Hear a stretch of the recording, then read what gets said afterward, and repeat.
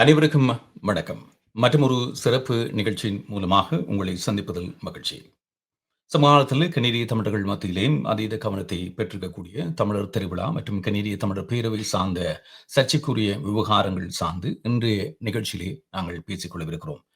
2023ஆம் ஆண்டு இறுதிப் போதிலே ஹிமாலயன் டிக்ளரேஷன் தொடர்பான செய்திகள் வெளியான பின்புலத்தில் இருந்து அந்த ஹிமாலயன் டிக்ளரேஷன் என்று சொல்லப்படுகின்ற விவகாரம் சார்ந்து ஏற்பட்டிருக்கக்கூடிய சர்ச்சைகளுடைய பின்புலமாக கனேடிய தமிழர் பேரவை கடுமையான கண்டனங்களை எதிர்கொண்டது, விமர்சனங்களை எதிர்கொண்டது.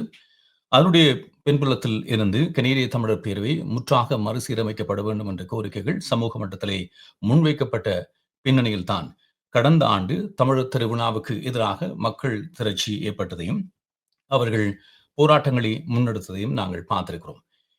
அதே போன்று இவ்வாண்டு தமிழர் திருவிழா முன்னெடுக்கப்படுவதற்கான ஏற்பாடுகள் நடைபெற்றுக் கொண்டிருக்கக்கூடிய காலப்பகுதிகளிலே மீளவும் கனேடிய தமிழர் பேரவை ஒரு சீரான கட்டுக்கோப்பான கட்டமைப்பாக வெளிப்படை தன்மை கொண்டதாக பொறுப்பு கூறலை அடையாளப்படுத்தும் முகமாக கட்டமைக்கப்பட வேண்டும் என்ற கோரிக்கைகளின் மத்தியிலே கடந்த ஆண்டு தோற்றம் பெற்ற கனேடிய தமிழர் கூட்டை சார்ந்தவர்கள் இவர்கள் ஒரு குழுவாக சமூகத்தினுடைய பல்வேறு மட்டங்களிலே பயணிக்கக்கூடிய சமூக அக்கறை கொண்ட உறுப்பினர்களை உள்வாங்கிய இந்த தரப்பினர் கனேடிய தமிழர் பேரவையோடு பேச்சுவார்த்தைகளை முன்னெடுக்க முற்பட்டார்கள். இதனுடைய தொடர்ச்சியாக ஒரு மாற்றம் வரும் என்று எதிர்பார்க்கப்பட்ட ஒரு சூழ்நிலையிலே கனேடிய தமிழர் தேசிய அவையோடும் கனேடிய தமிழர் பேரவை இறுதி கட்டத்திலே கடந்த ஜூலை மாத பகுதியில் இருந்து பேச்சுவார்த்தைகளை முன்னெடுப்பதற்கான நகர்வுகளை அல்லது ஆகஸ்ட் மாத ஆரம்ப கட்டத்திலே அவர்கள் முன்னெடுத்ததை நாங்கள் அறிந்திருக்கிறோம். இருந்த போதிலும் கூட கனேடிய தமிழர் தேசிய அவையுடனான சந்திப்புகளின் போதோ அல்லது பேச்சுவார்த்தைகளின் போதோ அல்லது கனேடிய தமிழர் கூட்டினருடனான சந்திப்புகளின் போதோ பேச்சுவார்த்தைகளின் போதோ ஏது விதமான சாதகமான சமரசங்களும் எட்டப்படாத ஒரு சூழ்நிலையிலே திருவிழாவை இம்முறைக்கான தமிழ் ஃபெஸ்ட் என்று சொல்லப்படுகின்ற திருவிழாவை தாங்கள் தொடரவில்லை, அதை பிற்போடுவதாக கனேடிய தமிழர் பேரவை அறிவித்தது, சிடிசி அறிவித்தது. இருந்த போதிலும் கூட இந்த பின்புலத்தினுடைய காரணங்கள் என்ன, இவ்வாறான ஒரு நிலைமைக்கு கனேடிய தமிழர் பேரவை வருவதற்கான காரணங்கள் என்ன என்ற நிலவரம் தொடர்பாக சமூகத்திலே வெவ்வேறான கருத்து நிலைகள் முன்வைக்கப்படுகின்றன. இவற்றோடு தொடர்பட்டவர்களை நாங்கள் அழைத்து அவர்களுடைய கருத்துக்களை உள்வாங்கும் முகமாக இந்த நிகழ்ச்சியிலே கனேடிய தமிழர் கூட்டில் இருந்து மூவரை இந்த நிகழ்ச்சிக்கு அழைத்திருக்கிறோம். சட்டத்தரணி அபிசிங்கம் அவர்கள், சட்டத்தரணி மாரியோ புஷ்பரட்னம் அவர்கள், அவர்களோடும் கனேடிய தமிழர் பேரவையினுடைய கனேடிய தமிழர் கூட்டினுடைய உறுப்பினர் அமல்ராஜ் ஜோசப் அவர்கள், அதோடு கனேடிய தமிழர் தேசிய அவையினுடைய தலைவர் டாக்டர் ராமநாதன் ஸ்ரீரஞ்சன் அவர்கள் மற்றும் ஊடகவியலாளர் லங்கதாஸ் பத்மநாதன் ஆகியோர் இணைத்துக் கொள்ளப்பட்டிருக்கிறார்கள். மேலும் சிலர் இன்று நிகழ்ச்சியில் இணைத்துக் கொள்வதாக இருந்த போதிலும் கூட தவிர்க்க முடியாத காரணங்களால் அவர்களை இணைத்துக் கொள்ள முடியவில்லை. ஆனால் இதில் மிக முக்கியமாக நாங்கள் சமூக மட்டத்திலே பங்களிக்கக்கூடிய கருத்து கூறக்கூடியவர்களை இணைத்துக் கொள்வதற்கு நாங்கள் முயற்சி செய்தோம். அவர்கள் அந்த காரணங்களை கூறியிருக்கிறார்கள். ஆனால் இதிலே மிக முக்கிய பங்காளியாக இருக்கக்கூடிய கனேடிய தமிழர் பேரவை தன்னுடைய கருத்துக்களை முன்வைக்க வேண்டும் என்ற வேண்டுகோளையும் நாங்கள் அவர்களுக்கு உத்தியோகபூர்வமாக அனுப்பி வைத்தோம்.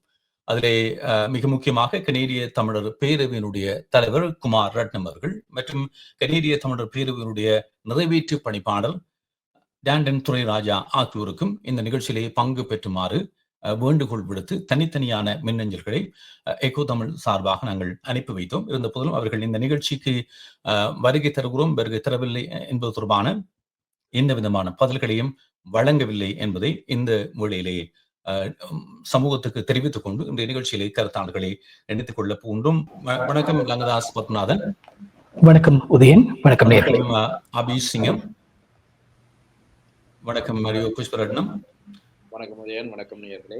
வணக்கம் கலாநிதி ஸ்ரீரஞ்சன். வணக்கம். வணக்கம். வணக்கம் அமல்ராஜ் ஜோசப். வணக்கம். உங்களுடைய நேரத்துக்கும் வருகைக்கும் நன்றி. நாங்கள் திட்டமிட்டது போல நேரத்துக்கு நிகழ்ச்சியை ஆரம்பிக்க முடியவில்லை. எதிர்பாராத விதமாக தொழில்நுட்ப சார்ந்த சிக்கல்கள் ஏற்பட்டமை காரணமாக அதுக்கு முதலில் எங்கள் சார்பிலே வருத்தத்தை தெரிவித்துக் கொண்டு மிக விதமாக உங்களுடைய கருத்துக்களை இன்றைய நிகழ்ச்சிகள் உள்வாங்கிக் கொள்ள போகிறோம். திருவிழாவை மையப்படுத்தியதாக நாங்கள் இந்த நிகழ்ச்சியில பேச முனைந்தாலும் கூட அதுக்கு பின்னே இருக்கக்கூடிய காரணங்கள் தொடர்பாக ஒரு தெளிவை முதலில் பெற்றுக்கொண்டு நாங்கள் நிகழ்ச்சியை தொடர இருக்கிறோம். ரங்கராஜ், இந்த திருவிழா ரத்து செய்யப்பட்டது அல்லது பிற்போடப்பட்டது என்ற செய்தியின் பின்புலத்திலே நாங்கள் பேசுகிறோம். இந்த நிலைமைக்கு நாங்கள் வருவதற்குரிய காரணம் என்ன இருக்கிறது? டிசம்பர் மாதம் 2023ஆம் ஆண்டு கனேடிய தமிழர் பேரவை தாங்கள் இலங்கையினுடைய முன்னாள் ஜனாதிபதி, தமிழ் மக்களுக்கு எதிரான இனப்படுகொலையாளராக உலகளாவிய ரீதியிலே தமிழர்களினால் மாத்திரமல்ல பல்வேறு தரப்பினராலும் அடையாளம் காணப்பட்ட மஹிந்த ராஜபக்ஷவுடன் எடுத்துக்கொண்டு வெளியிட்ட ஒரு புகைப்படம் இன்றைய இந்த சர்ச்சையினுடைய மத்திய புள்ளியாக அமைந்திருந்தது. 2023ஆம் ஆண்டின் கோடை காலத்திலே இமாலய பிரகடனம் என்ற ஒரு புரிந்துணர்வு அல்லாவிடில் ஒரு ஒப்பந்தத்திலே அனைவரும் கைச்சாத்திட்டு அதன் பின்னர் அதன் பிரதிகளை இலங்கையில் இருக்கின்ற பல்வேறு தரப்பினருக்கு வழங்குகிறோம் என்ற தொனியிலே கனேடிய தமிழர் பேரவை மஹிந்த ராஜபக்ஷவையும் சந்தித்தது, அவரோடு இணைந்து புகைப்படம் எடுத்துக்கொண்டது உலகளாவிய ரீதியிலே தமிழர்களை பெரும் கோபத்துக்கு உள்ளாக்கியது. அதன் எதிரொலியாக வெளியான கண்டனங்கள் மற்றும் வெளியான கருத்துக்களின் பின்னணியில் தான் இன்றைய இந்த திருவிழா இரத்து செய்யப்படுகிறது அல்லாவிடில் பிற்போடப்படுகிறது என்ற நிலைக்கு கனேடிய தமிழர் பேரவை வந்திருக்கிறது. அதற்கும் இன்றைய தினத்திற்கும் இடையிலே நடைபெற்ற பல்வேறு சம்பவங்கள் எங்களை இந்த இடத்திலே கொண்டு வந்து நிறுத்தி இருக்கிறது என்பதை நாங்கள் இங்கே சுட்டிக்காட்ட வேண்டும். திருவிழா பிற்போடப்படுகிறது அல்லாவிடில் ரத்து செய்யப்படுகிறது என்பது ஒரு விடயமாக இருந்தாலும் அது ஒரு காரணியாக அல்லாவிடில் அது ஒரு ஃபோக்கல் டாக்கிங் பாயிண்டாக மாத்திரம் இருக்கிறதே தவிர இங்கே நாங்கள் மிக முக்கியமாக கவனம் செலுத்த வேண்டியதும் பேச வேண்டியதும் கனேடிய தமிழர் பேரவை என்ற ஒரு அமைப்பினுடைய அதன் தலைமை குறித்த மிகப்பெரிய விமர்சனமாகத்தான் இருக்கிறது. நான் நினைக்கிறேன் அந்த விமர்சனத்தை பேசுவதன் ஊடாக மாத்திரம்தான் இந்த திருவிழா பிற்போடப்படுகிறது அல்லாவிடில் இரத்து செய்யப்படுகிறது என்ற அந்த நிலையை நாங்கள் சரியாக புரிந்து கொள்ள வேண்டும். 2024ஆம் ஆண்டு பிப்ரவரி மாதம் கனேடிய தமிழர் பேரவை கனடாவிலே ஒரு ஊடகவியலாளர் சந்திப்பை நடத்தியது. அந்த ஊடகவியலாளர் சந்திப்புக்கு பின்னர் பல்வேறு தரப்பினர் மத்தியிலிருந்தும் மிகப்பெரிய கோபங்கள் வெளியாகி இருந்தன. அதற்கு காரணம் அந்த ஊடகவியலாளர் சந்திப்பிலே முன்வைக்கப்பட்ட ஒரு கேள்வி, அதாவது இனப்படுகொலை குறித்த கேள்விக்கு கனேடிய தமிழர் பேரவையினுடைய அந்த நேர தலைவியாக இருந்த ரவீனா அவர்கள் தெரிவித்த ஒரு கருத்தும் அதன் பின்னர் சமூகத்தினுடைய வெளிப்பாடும் தான் இன்றைய இந்த நிலைக்கு மற்றும் ஒரு காரணியாக அமைந்திருக்கிறது. அதன் பின்னர் கனேடிய தமிழர் கூட்டு என்ற ஒரு சமூகத்தின் பல்வேறு தரப்பினரை இணைத்த ஒரு குழு ஒன்று இந்த விடயம் குறித்து பொதுவெளியிலே பேசுகின்ற ஒரு முயற்சியாக அதே நேரத்திலே கனேடிய தமிழர் பேரவையில் உள்ள மாற்றங்கள் தேவை என்ற கோரிக்கையை முன்வைத்து தன்னை இந்த விடயத்திற்குள் அறிமுகப்படுத்திக் கொண்டது. மே மாதம் கனேடிய தமிழர் பேரவை இனப்படுகொலை என்ற விடயத்திலே தங்களுடைய நிலைப்பாட்டிலே ஏற்படுகின்ற மாற்றத்தை அறிவித்தது. அதன் பின்னர் கனேடிய தமிழர் கூட்டோடு சில சந்திப்புகளை கனேடிய தமிழர் பேரவை நடாத்தி இருந்தது. ஆனாலும் அந்த சந்திப்புகளிலே எதிர்பார்க்கப்பட்ட சமூகத்தினுடைய கோரிக்கைகள் எந்த வகையிலும் அங்கே சரியான வகையிலே பதிலளிக்கப்படவில்லை. தமிழர் பெருவிழா நடைபெற்றது. அந்த தமிழர் பெருவிழா வழமையாக மக்களின் மிகப்பெரிய கொண்டாட்டமாக அமைந்த தமிழர் திருவிழா 2024ஆம் ஆண்டு மக்களின் மிகப்பெரிய புறக்கணிப்பாக மாற்றமடைந்தது. பெருமளவிலே கலைஞர்கள் அந்த நிகழ்விலே கலந்து கொள்ளவில்லை. பெருமளவிலே மக்கள் அந்த நிகழ்வை புறக்கணித்திருந்தார்கள். அங்கே சென்ற பல மக்களும் அங்கே போராட்டங்களை முன்னெடுத்தவர்களோடு இணைந்து போராட்டங்களை நடாத்தினார்கள். அந்த போராட்டங்களிலே சில அசம்பாவிதங்கள் நடைபெற்றன. அங்கே சில கலைஞர்களுக்கு எதிராக வசை பாடப்பட்டது. அந்த விடயங்களும் அங்கே நடைபெற்றன என்பதுதான் பதிவு. அதையும் ஏற்றுக்கொள்ளத்தான் வேண்டும். அதை உரிய காலத்திலே நான் உட்பட பல்வேறும் அதை கண்டித்திருக்கிறார்கள். அதையும் இங்கே பதிவு செய்ய வேண்டும். அதன் பின்னர் இன்று திருவிழா இரத்து செய்யப்படுகிறது அல்லாவிடில் பிற்போடப்படுகிறது என்று கூறப்படுகின்ற காலம் வரையிலும் கனேடிய தமிழர் பேரவை மீண்டும் அது போன்ற சர்ச்சைகள் நடைபெறாமல் இருப்பதற்கும் மீண்டும் திருவிழா சரியாக நடப்பதற்கும் என்ன செய்தார்கள் என்ற கேள்வியோடு தான் இன்றைய உரையாடலை நாங்கள் ஆரம்பிக்க வேண்டும். அந்த கேள்விதான் இன்றைய உரையாடலை வழிநடத்தி செல்ல வேண்டும் என்பது என்னுடைய கருத்து. அன்றைய தினத்திலிருந்து, அதாவது 2024ஆம் ஆண்டு திருவிழா முடிவான தினத்திலிருந்து இம்முறை திருவிழா நடைபெறப் போவதில்லை என்று அறிவித்த தினம் வரை கனேடிய தமிழர் பேரவையினுடைய நகர்வுகள் என்னவாக இருந்தன? உண்மையிலேயே அவர்கள் சமூகத்தோடு பேசி இந்த விடயத்திற்கு ஏதோ ஒரு வகையிலே ஒரு தீர்வு காண வேண்டும் என்று என்ன முயற்சிகளை எடுத்தார்கள்? ஜூன் மாதம் இறுதி பகுதி வரை அவர்கள் எந்த ஒரு தரப்பினருடன் பேசவில்லை. நான் அறிந்த வரையிலே, இது நான் எந்த தரப்போடும் சம்பந்தப்படாதவன், ஆனாலும் இந்த விடயம் குறித்து நீண்ட காலமாக பேசியும் எழுதியும் வருகின்றவன் என்ற வகையிலே நான் அறிந்த வகையிலே ஜூன் மாத இறுதி பகுதியிலே கனேடிய தமிழர் கூட்டின் ஒரு பிரதிநிதியோடு கனேடிய தமிழர் பேரவை ஒரு பேச்சுவார்த்தையை நடாத்தியிருந்தது. அதன் பின்னர் கனேடிய தமிழர் கூட்டோடு நேரடி சந்திப்புகளும் அதே நேரத்திலே இணைய மூல சந்திப்புகளும் இமெயில் மூலமான சில கருத்து பரிமாற்றங்களும் இடம்பெற்றன. அதன் பின்னர் கனேடிய தமிழர் தேசிய அவையும் கனேடிய தமிழர் பேரவையோடு ஒரு நேரடி சந்திப்பொன்றை நடாத்தியிருந்தது. ஆனாலும் இது எல்லாம் நடைபெற்றது திருவிழாவிற்கு சில வாரங்கள் இருக்கின்ற காலகட்டத்தில் தான். இறுதியாக கனேடிய தமிழர் பேரவை இந்த திருவிழாவை இரத்து செய்கிறோம் அல்லாவிடில் பிற்போடுகிறோம் என்ற தொனியிலே ஒரு அறிக்கை ஒன்றை விட்டது. இந்த அறிக்கையிலே இருக்கின்ற சர்ச்சை என்னவென்றால், அந்த அறிக்கையை கனேடிய தமிழர் கூட்டு மற்றும் கனேடிய தமிழர் தேசிய அவை மீது பழி சுமத்துகின்ற ஒரு முயற்சியாகத்தான் பேரவை உபயோகித்தது என்ற ஒரு விமர்சனம் எனக்கு இருக்கிறது. ஏனென்றால் பேரவை இந்த திருவிழாவை ரத்து செய்வதாக கூறுவதற்கு முதல் நாள் வரை கனேடிய தமிழர் பேரவைக்கு இந்த திருவிழாவை நடத்துவதற்கான அனுமதி பெர்மிட் சிட்டி ஆஃப் டொரண்டோவினால் வழங்கப்படவில்லை. அதற்கான ஆதாரம் சிட்டி ஆஃப் டொரண்டோ ஊடாக என்னிடம் இருக்கிறது. இந்த விடயம் குறித்து கனேடிய தமிழர் பேரவையினுடைய தலைவருக்கு நான் கடிதம் எழுதிய போது அவர் இதற்கான எந்த விதமான பதிலையும் இதுவரையிலே வழங்கவில்லை. ஆகவே உண்மையிலேயே இங்கே இந்த தமிழர் திருவிழா இரத்து செய்யப்பட்டது அல்லாது பிற்போடப்பட்டதற்கு காரணம் என்ன?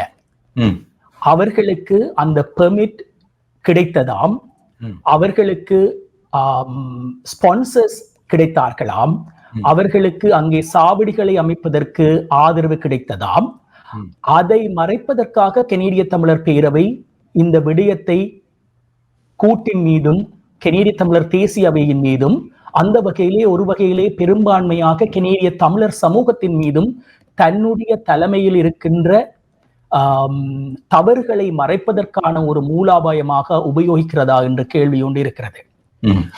நீங்கள் பேசிக்கொண்டிருக்கின்ற சமகாலத்திலேயே உங்களுக்கு அனுப்பி வைக்கப்பட்ட அந்த மின்னஞ்சலை நான் மக்களுடைய பார்வைக்காக காட்சிப்படுத்தி இருக்கிறேன். அதாவது ஆகஸ்ட் மாதம் 6ஆம் தேதி சிட்டி ஆஃப் டொரண்டோ நகரசபை சார்பாக இவர்களுக்கான அனுமதி வழங்கப்படவில்லை என்ற செய்தி தகவலை உறுதிப்படுத்துகின்ற ஒரு செய்தியும், அதனைத் தொடர்ந்து 8ஆம் தேதி மீளவும் அதனை உறுதி செய்கின்ற, அதாவது இந்த அனுமதி வழங்கப்படவில்லை என்று உறுதி செய்கின்ற ஒரு தகவலை வெளிப்படுத்துகின்ற மின்னஞ்சலையும் இத்தோடு நான் நினைத்துக் கொண்டிருக்கிறேன் மக்களுடைய பார்வைக்காக.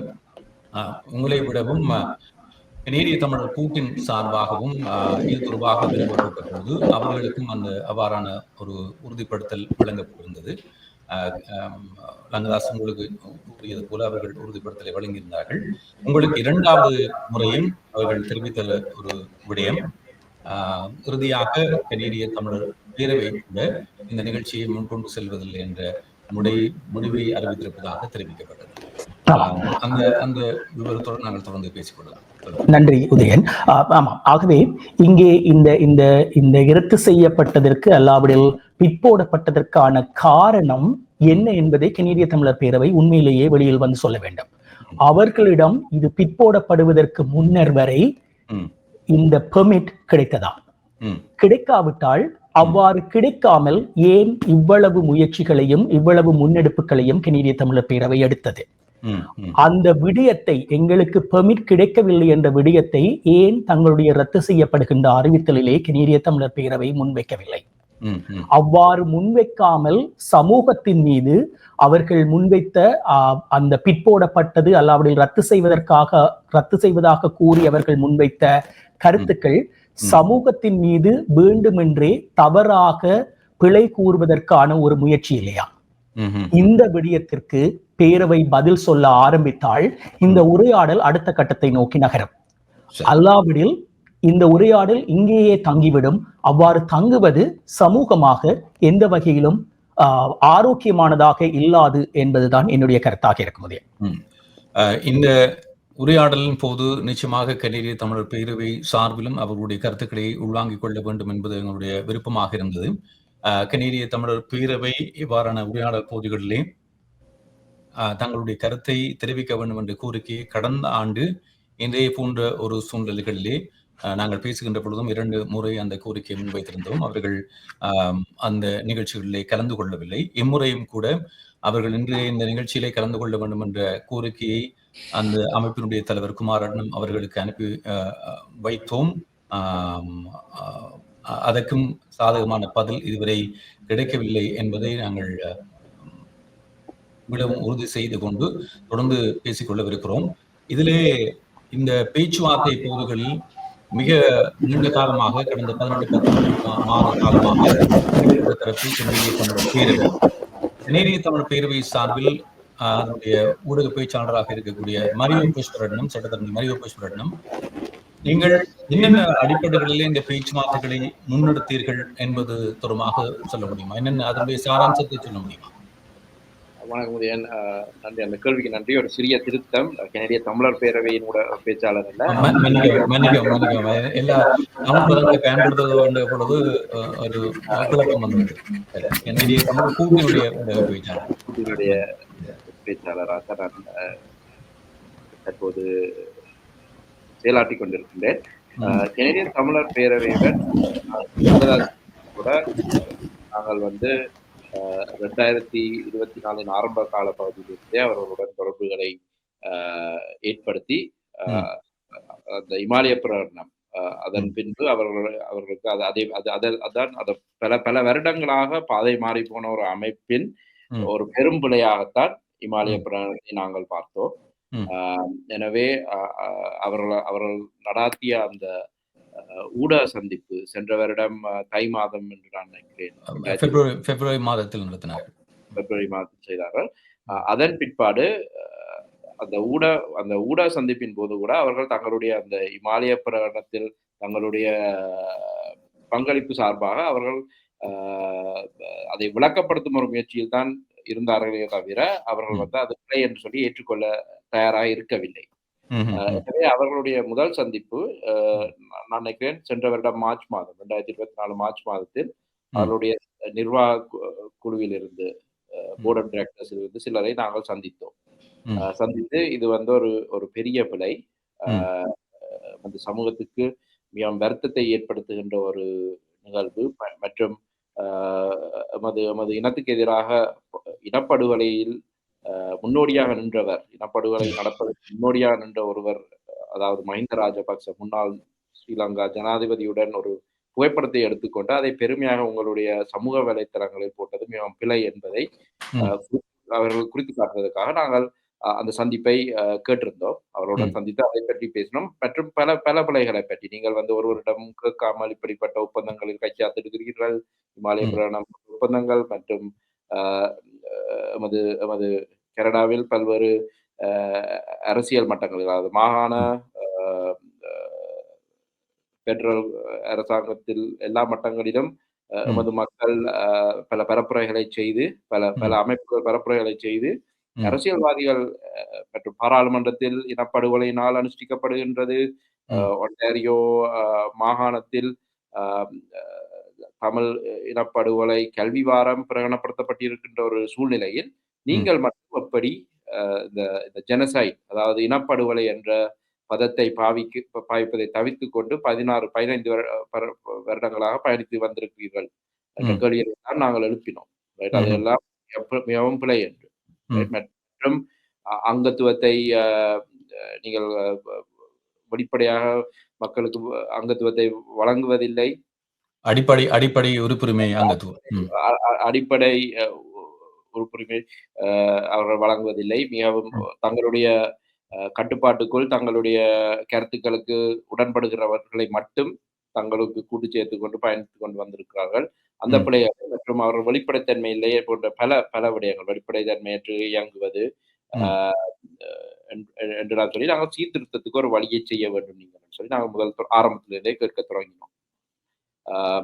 அவ்வாறு நாம் மீண்டும் சென்ற வருடம் ஜூலை மாதம் அவர்களுடைய அலுவலகத்தில் நாங்கள் கூட்டும் மேலும் பல கெரிய தமிழர் பேரவையின் நிர்வாக சபையில் இருந்து பெரும்பாலும் 4-5 பேர் நேரம் நாங்கள் அவர்களை சந்தித்து மீண்டும் இதைத்தான் கேட்டுக்கொண்டோம்.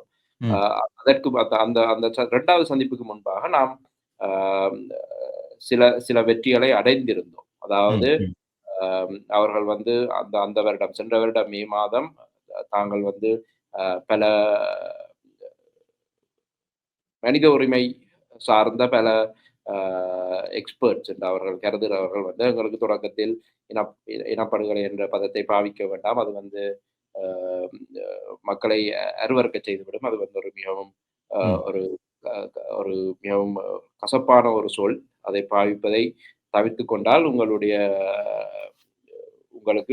பல கதவுகள் திறக்கும், மனித உரிமை சார்பாக கதைப்பதற்கு பல கதவுகள் திறக்கப்படும் என்று எமக்கு தந்த அறிவுரையின் பிரகாரம் நாங்கள் வந்து அந்த பதத்தை பாவிக்கவில்லை. இப்போது நாங்கள் அது பிழை என்று உணர்ந்திருக்கின்றோம்.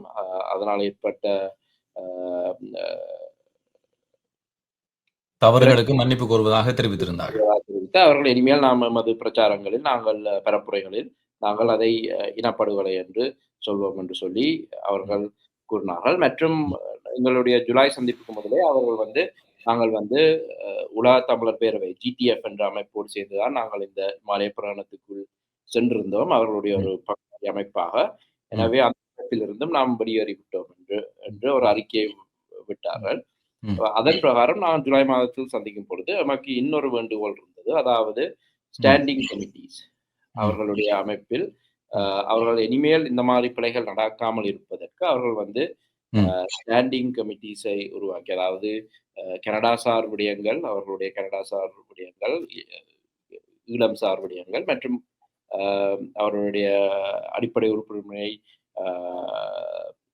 மேலும் ஒரு வெளிப்படைத்தன்மையுடன் மேலும் பரந்த சமூகத்திலிருந்து மக்களை உள்வாங்குதல், சீர்திருத்தத்துக்கு தங்களை உட்படுத்தல், வெளிப்படைத்தன்மையுடன் செயற்படும் ஒரு அமைப்பாக தங்களை மாற்றிக்கொள்வதற்கான மூன்று வெவ்வேறு ஸ்டாண்டிங் கமிட்டிஸ் அமைக்கும்படியாக நாங்கள் ஒரு ரெக்கமெண்டேஷனை நாங்கள் கொடுத்தோம், சஜஷன். இந்த மாதிரியான பிழைகள் மீண்டும் நடக்காமல் இருப்பதற்கு உங்களுக்கு உதவியாக இருக்கும். அந்த நாங்கள் ஜூலையில் சந்தித்த போது அது வந்து அவர்களுடைய ஏஜிஎம்முக்கு முதல் நாள். எனவே அவர்கள் ஒரு புது நிர்வாக குழு ஒன்று உருவாகின்றது. அவர்கள் வந்து இந்த விடயங்களை பற்றி ஆராய்ந்து நாங்கள் செய்வதற்கு சற்று காலம் தேவை, ஆனால் நாங்கள் நிச்சயமாக உங்களுடைய கருத்துக்களை உள்வாங்கி நாங்களும் சீர்திருத்தம் செய்யத்தான் விரும்புகின்றோம் சொல்லி ஏற்றுக்கொண்டார்கள். அதன் பின் நாங்கள் காத்திருந்தோம். சென்ற வருடம் தமிழ் ஃபெஸ்டுக்கு, தமிழர் திருவிழா 2 நாட்களுக்கு முன் அவர்களுடைய புதிய நிர்வாக குழுவில் தலைவரையும் இன்னொரு நிர்வாக சபை உறுப்பினரையும் நாங்கள் சந்தித்தோம் 2 நாட்களுக்கு முன்பாக. அவர் அப்போது வந்து எங்களுக்கு அந்த தலைவர் என்ன சொன்னாங்க என்றால், நான் இப்போது 1 மாதத்துக்கு முன் தான் இந்த அமைப்புக்கு தலைவராக வந்திருக்கின்றேன், எனக்கு கால அவகாசம் தாருங்கள், நான் வந்து நிச்சயமாக மாற்றங்களை கொண்டு வருவேன் மற்றும் நான் நிச்சயமாக மாற்றங்களை கொண்டு வருவேன் மற்றும் தாங்கள் இமாலய பிரயாணத்துக்கு தங்களுடைய பங்களிப்பு சார்பாக தாங்கள் அதில் ஈடுபட்டதற்கு நாங்கள் மன்னிப்பு கேட்போம், பொது மன்னிப்பு கேட்போம் என்று உங்களுக்கு சந்திப்பில் கூறிவிட்டு சென்றார்கள். இந்த தமிழ் ஃபெஸ்ட் முடிந்த பின்பு நாங்கள் வந்து இவற்றை உங்களுடைய கருத்துக்களை உள்வாங்கி நாங்கள் அதற்கான செயற்பாடுகளை செய்வோம் என்று கூறினார்கள். அந்த சூழ்நிலையில்தான் அந்த போராட்டங்கள் தமிழ் ஃபெஸ்ட் 2024 தமிழ் ஃபெஸ்டின் போது போராட்டங்கள் நடந்தது.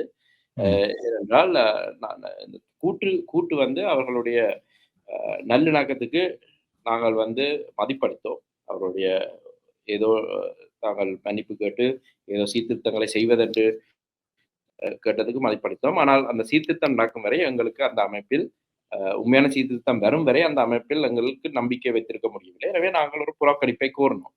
ம்ஹ்ம். அது போராட்டம் இல்ல, புறக்கணிப்பு. ம்ஹ்ம். சென்ற வருடம் தமிழ் ஃபெஸ்டின் போது. ஆ. அதன் பின் அவர்களுடன் எந்தவித தொடர்பாடலும் இருக்கவில்லை. ம். இந்த வருடம் ஜூன் மாதத்தின் பிற்பகுதி வரை. ம்ஹ்ம். இந்த ஜூன் மாத பிற்பகுதியிலே மீளவும் அந்த பேச்சுவார்த்தை ஆரம்பிக்கப்பட்டது. அதிலே ஏதாவது தீர்வுகள் எட்டப்பட்டதா? அதிலே தீர்வுகள் என்று தீர்வுகள் எட்டப்படவில்லை. நாங்கள் சில கருத்துக்களை முன்வைத்தோம். அவர்களுடன் முதல் சந்திப்பிலே தனிப்பட்ட முறையில் கூட்டின் சார்பாக அமல்ராஜ், ஜோசப் அவர்கள் கலந்து கொண்டார்கள். அவர் அதை பற்றி பேச முடியும். கூடுதலாக விவரங்களை தர முடியும். அதன் பின் அவர் தாங்கள் வந்து மீண்டும் ஒரு முறை 4வது முறையாக கனடிய தமிழர் பேரவையின் நிர்வாக குழு உறுப்பினர்கள் சிலருடன் நாங்கள் ஒரு சந்திப்பை மேற்கொண்டோம். அதிலே நாம் கேட்டுக்கொண்ட விடயம் வந்து இப்போது உங்களுக்கு 18 மாதம் இமாலய பிரகடனமும் நடந்து 18 மாதங்கள் ஆகிவிட்டன. எந்தவித சீர்திருத்தமும் நீங்களாக செய்யவில்லை. மற்றும் நீங்கள் வந்து எம்முடன் பேசுவதை தவிர்த்துவிட்டு போய் சமூகத்தில் கருத்துக்களை உள்வாங்க போகின்றோம் என்று நீங்கள் ஒரு கருத்து கணிப்பை வெளியிட்டீர்கள். மக்களிடமிருந்து கருத்து உள்வாங்கலுக்கு ஒரு சர்வே உண்டு, ஆன்லைன் சர்வே அதுகளை நீங்கள் செய்தீர்கள். அதை பற்றி போய் ஊடகங்களில் சொன்னீர்கள். நீங்கள் வந்து அதை பற்றி நாங்கள் எந்த ஒரு அமைப்பும் இப்படி ஒரு வேலையும் செய்யவில்லை, இப்படி ஒரு கருத்து கணிப்பு எடுக்கவில்லை மக்களிடத்தில். நாங்கள் தான் முறையாக செய்கின்றோம். அதை நாங்கள் மக்களுக்கு வெளிப்படையாக சொல்லுவோம். அதிலிருந்து வந்த நாங்கள் எடுத்துக்கொண்ட கருத்துக்கள், மக்களுடைய கருத்துக்களை நாங்கள் ஒரு ரிப்போர்ட்டாக செய்து மக்களுக்கு அதை பற்றி நாங்கள் வெளிப்படையாக நாங்கள் அதை சொல்லுவோம். என்னென்ன மக்கள் செய்ய வேண்டும் என்று விரும்புகிறார்கள் என்று கூறினார்கள். ஆனால் அந்த அறிக்கை ஒருபோதும் வெளிவரவில்லை. எனவே அந்த அந்த அந்த இந்த ஜூன் மாதம் நடந்த சந்திப்பில் நாங்கள் கேட்டோம், நீங்கள் இப்படி ஒன்று செய்ய வடிக்கிட்டீர்கள், எங்களுடன் கதைப்பதை தவிர்த்து விட்டு நீங்கள் போய் பொதுமக்களுடன் கதைக்க வடிக்கிட்டீர்கள். அதனுடைய அந்த ரிப்போர்ட் அங்கே ஏன் நீங்கள் வெளியிடவில்லை என்று. அப்ப அதற்கு அவர்கள் சொன்னார்கள், சரி நாங்கள் அதை வெளியிடுகிறோம். 39 பேரால் அந்த அந்த அந்த நாங்கள் போட்ட ஆன்லைன் சர்வேயில தாங்கள் வந்து என்ன பங்கு பற்றினார்கள். எனவே அந்த குறைந்த எண்ணிக்கையான ஆட்கள் தான் பங்கு பெற்றினார்கள் என்ற வெட்கமோ என்னவோ தெரியவில்லை. அவர்கள் வந்து அதை பற்றி வெளிப்படையாக கதைக்கவில்லை. ஆனால் அந்த எமது சந்திப்பின் போது அதை பற்றி தாங்கள் வெளிப்படுத்துவோம் என்று சொல்லிவிட்டு சென்றார்கள். அந்த மற்றும் நாங்கள் வந்து நாங்கள் அவர்களிடம் கேட்டுக்கொண்ட விடயம் அந்த சந்திப்பில் வந்து ஒரு அவசர நிலை நிர்வாக குழு ஒன்றை உருவாக்கி, எமர்ஜென்சி போர்ட் ஒன்றை உருவாக்கி அவர்கள் வந்து அந்த சீர்திருத்தத்துக்கான செயற்பாடுகளை செய்ய வேண்டும் என்று. ஏனென்றால் இதுவரை காலமும் இந்த 18 மாதம் இருந்த நிர்வாக குழு, அவர்கள் சென்ற வருடம் புதிய நிர்வாக குழு வந்திருக்கின்றது என்று 2 தரம் எங்களை சந்தித்த போது சொன்னார்கள், புதிய நிர்வாக குழு நமக்கு நேரம் தேவை, இவற்றை பற்றி கொஞ்சம் விரிவாக ஆராய்ந்து நாங்கள் வந்து என்ன செய்யலாம் என்று நாங்கள் வேலை திட்டங்களை தொடங்குவோம் என்று கூறி சென்றவர்கள் எந்த ஒரு வேலை திட்டத்தையும் செய்ததாக பொது வழியில் எங்களுக்கு எந்த விபரமும் வரவில்லை. அதன் காரணமாக நாங்கள் வந்து இப்போது இனியும் நம்பி இருக்க முடியாத இதே நிர்வாக குழு இப்படியான வேலைகளை செய்யும் என்று. எனவே நீங்கள் ஒரு அவசர நிலை நிர்வாக குழு எமர்ஜென்சி போர்டு ஒன்றை உருவாக்கி இந்த சீர்திருத்தத்துக்கான வேலைகளை நிச்சயமாக உடனடியாக தொடங்க வேண்டும் என்று கேட்டுக்கொண்டோம். அதற்கு அவர்கள் கூறிய பதில் வந்து எமது யாப்பில் அதற்கு இடமில்லை, ஒரு அவசர நிர்வாக குழுவை உருவாக்குவதற்கு இடமில்லை. எனவே அதற்கு பதிலாக அவர்கள் இன்னொரு கருத்தையும் முன்வைத்தார்கள்.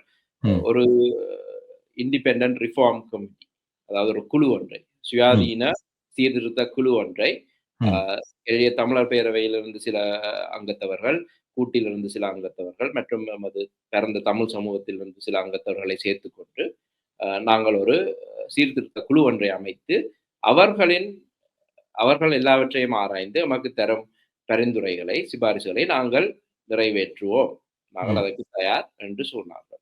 அதற்கு மேலாக நாங்கள் வைத்த இன்னொரு கோரிக்கை வந்து அந்த நேரம் அந்த 20 வருட காலமாக அந்த சந்திப்பில் அவர் கூட வந்திருந்தார். நிறைவேற்று இயக்குனராக இருக்கின்ற டாண்டன் துரைராஜா இந்த இந்த பல வருடங்களாக நடந்த பிழைகள் அவருக்கும் ஒரு பங்கு இருக்குன்றது. எனவே அவர் அவருக்கு ஒரு டிரான்சிஷன் பிளான் உடனடியாக வெளியேற தேவையான ஒரு டிரான்சிஷன் பிளான் ஒன்று போட்டு ஒன்றில் அவர் ஒரு காலத்தின் பின் தான் பதவி விலகுவதாக அல்லது போர்டு வந்து அவரை பதவி நீக்கம் செய்வதாக ஏதாவது ஒரு முயற்சியை எடுக்க வேண்டும் என்று நாங்கள் கேட்டுக்கொண்டோம். அதற்கு அதுதான் அவர்களுக்கு ஒரு பெரிய பிரச்சனையாக இருந்த அந்த வேண்டுகோள் தான் அவர்களுக்கு ஒரு பெரிய பிரச்சனையாக இருந்தது போலும். பல முறை நாங்கள் அதை கொண்டு வந்த போது அதை பற்றி நாங்கள் கதைக்க முடியாது, அவரை வெளியேற்றுவதை பற்றி நாம் கதைக்க முடியாது. அது தேவைப்பட்ட காரணம் வந்து மன்னிப்பு கேட்டது சரியாக இருக்கட்டும், ஆனால் யாராவது பொறுப்பு கூற வேண்டும், பொறுப்பேற்க வேண்டும். இந்த பிழைகள் பல வரலாற்று பிழைகள் நடந்திருக்கின்றது அந்த அமைப்பில். எனவே அவர்கள் யாராவது ஒருவர் பொறுப்பேற்க வேண்டும் என்ற அடிப்படையில் தான் அந்த வேண்டுகோளை முன்வைத்தோம். அதில் அவர்கள் இணங்காதபடியால் தான் எந்தவித இணக்கப்பாடோ ஒரு ஒப்பந்தமோ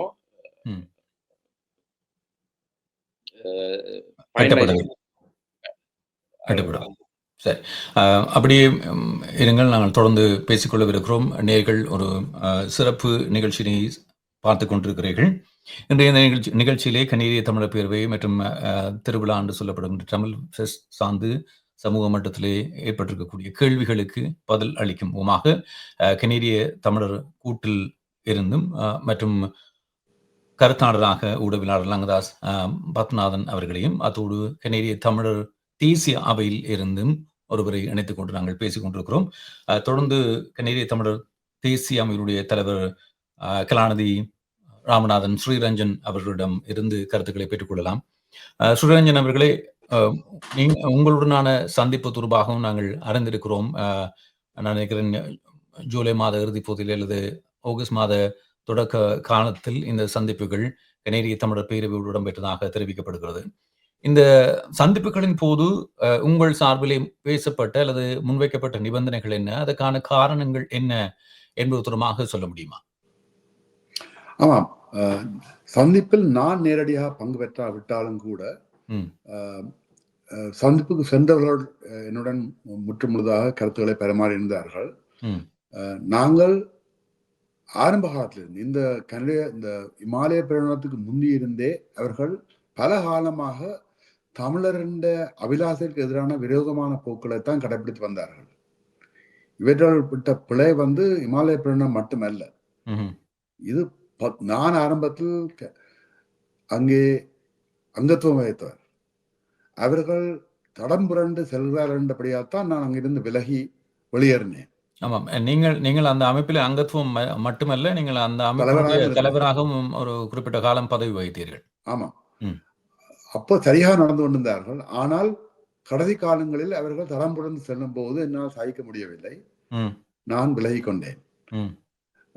அவர்கள் அந்த தடம் புரண்ட செயற்பாடுகள் மாறினதாக தெரியவில்லை. கடந்த 15 வருடங்களிலும் மேலும் மேலும் மோசமாகத்தான் அவர்கள் இயங்கிக் கொண்டு வந்தார்கள். அவ்வாறு நீங்கள் மோசமான அவர்கள் தடம் புரண்டு விட்டார்கள், மோசமாக இருக்கிறார்கள் என்று அடையாளப்படுத்துகின்ற முக்கியமான விடயங்கள் என்ன? நாங்கள் குளோபல் அஃபேர்ஸ் அவர்களிடம் கனடா குளோபல் அஃபேர்ஸோட சந்திக்கும் போது நாங்கள் முன்வைக்கிற கருத்துகளுக்கு கொஞ்சம் எதிர்மறையான கருத்துக்களை முன்வைப்பார்கள். அது மட்டுமல்லாது ஜெனீவாக்கு நாங்கள் சென்று பரப்புகள் செய்யும் போது நாங்கள் ஒவ்வொரு நாட்டு பிரமுகர்களை சந்தித்து எமக்கு நடப்பது இனஅழிப்பு, எமக்கு நடக்கிற பரிகார நீதி வேண்டும் என்று நாங்கள் கோரிக்கை வைக்கும் போது இவர்களும் அவர்களை சந்தித்து குறைவான கேள்விகளையும் குறைவான மதிப்பீடுகளையும் செய்வதன் மூலம் நாங்கள் செய்கிற வேலையில நீத்து போற வேலையைத்தான் செய்து கொண்டிருந்தார்கள். அப்படி பல காலமாக நாங்கள் அவரிடம் அவதானித்து வந்தோம். அப்ப இந்த முறை நாங்கள் அவரை சந்திக்கும் போது நாங்கள் சொன்னது வந்து அவர்களுக்கு நாங்கள் வந்து இந்த திருவிழாவை மக்களை புறக்கணிக்கும்படிதான் அறிக்கை விட்டோம். போராட்ட சொல்லி நாங்கள் கேட்கவில்லை. மக்களை புறக்கணியுங்கள் என்று சொல்லி அறிக்கை விட்டு ஏன் புறக்கணிக்க வேண்டும் என்றக்கான கருத்துக்களை நாங்கள் வெளிக்கொணர்ந்தோம். அதாவது இவர்கள் மக்கள் அரசியல் ரீதியாக விழிப்புணர்வு இல்லாத வகையில் அவர்கள் இந்த களியாட்டு விழாக்களில் கலந்து கொள்ளும் போது மக்கள் கலந்து கொள்கின்ற அந்த தொகையை காட்டி அவர்கள் தமது அரசியல் ரீதியான வேலைகளை செய்ய வலிக்கிட்டார்கள். அதாவது அவர்களுக்கான ஒரு ஆதரவு சக்தியாக அந்த எண்ணிக்கை மக்களுடைய எண்ணிக்கை அவர்கள் காட்ட முனைந்தார்கள் என்று சொல்ல வருகிறீர்களா? ஆமாம் ஆமாம். ஆனா அதை நாங்கள் அரசியல் எல்லா மக்களும் ஒரே விதமான அரசியல் விழிப்போடு இருப்பார்கள் எதிர்பார்க்க முடியாது. பலர் அப்படியான நிலைமையில இல்லை. ஆனால் எனக்கு நான் அறிய டொரண்டோவில் எத்தனையோ மக்கள் இருக்கிறார்கள், அண்ணனையோ தம்பியையோ தாயையோ தகப்பனையோ இழந்தவர்கள் இருக்கிறார்கள். இவர்களோட செயற்பாடுகள் அவர்களை கடும் கொதிநிலைக்கு கொண்டு வரும். அப்படியானவர்கள் புறக்கணிப்பு நான் கோரும்போது அங்க போராட்டம் நடக்கும் போது அவர்கள் என்ன செய்வார்கள் என்று சொல்ல முடியாது. நாங்கள் அவரை தடுத்து நிறுத்தக்கான எங்களால் தடுத்து நிறுத்த முடியாது அவர்களை.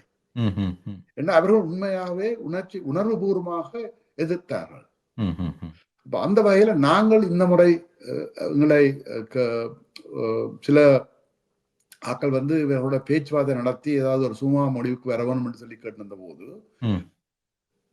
உண்மையா சொல்ல போனால் திருவிழா என்பது தமிழரின் திருவிழா என்பது ஒரு முக்கியமான நிகழ்வு. தமிழர்கிட்ட பெருமையை எடுத்து சொல்லக்கூடிய நிகழ்வு. அது நடக்க வேணும்ன்றதுல எங்களுக்கு எதுவிதமான மாற்று கருத்தும் இல்லை. அது யார் நடத்துறதுல எங்களுக்கு மாற்று கருத்து இருந்தது. ஏனென்றால் அந்த தமிழர் திருவிழாக்களுக்கு ஆதரவு தளத்தை இவர்கள் புலியான வழியில் திருப்புகிறார்கள் என்றதுதான் எங்களுடைய ஆதங்கம்.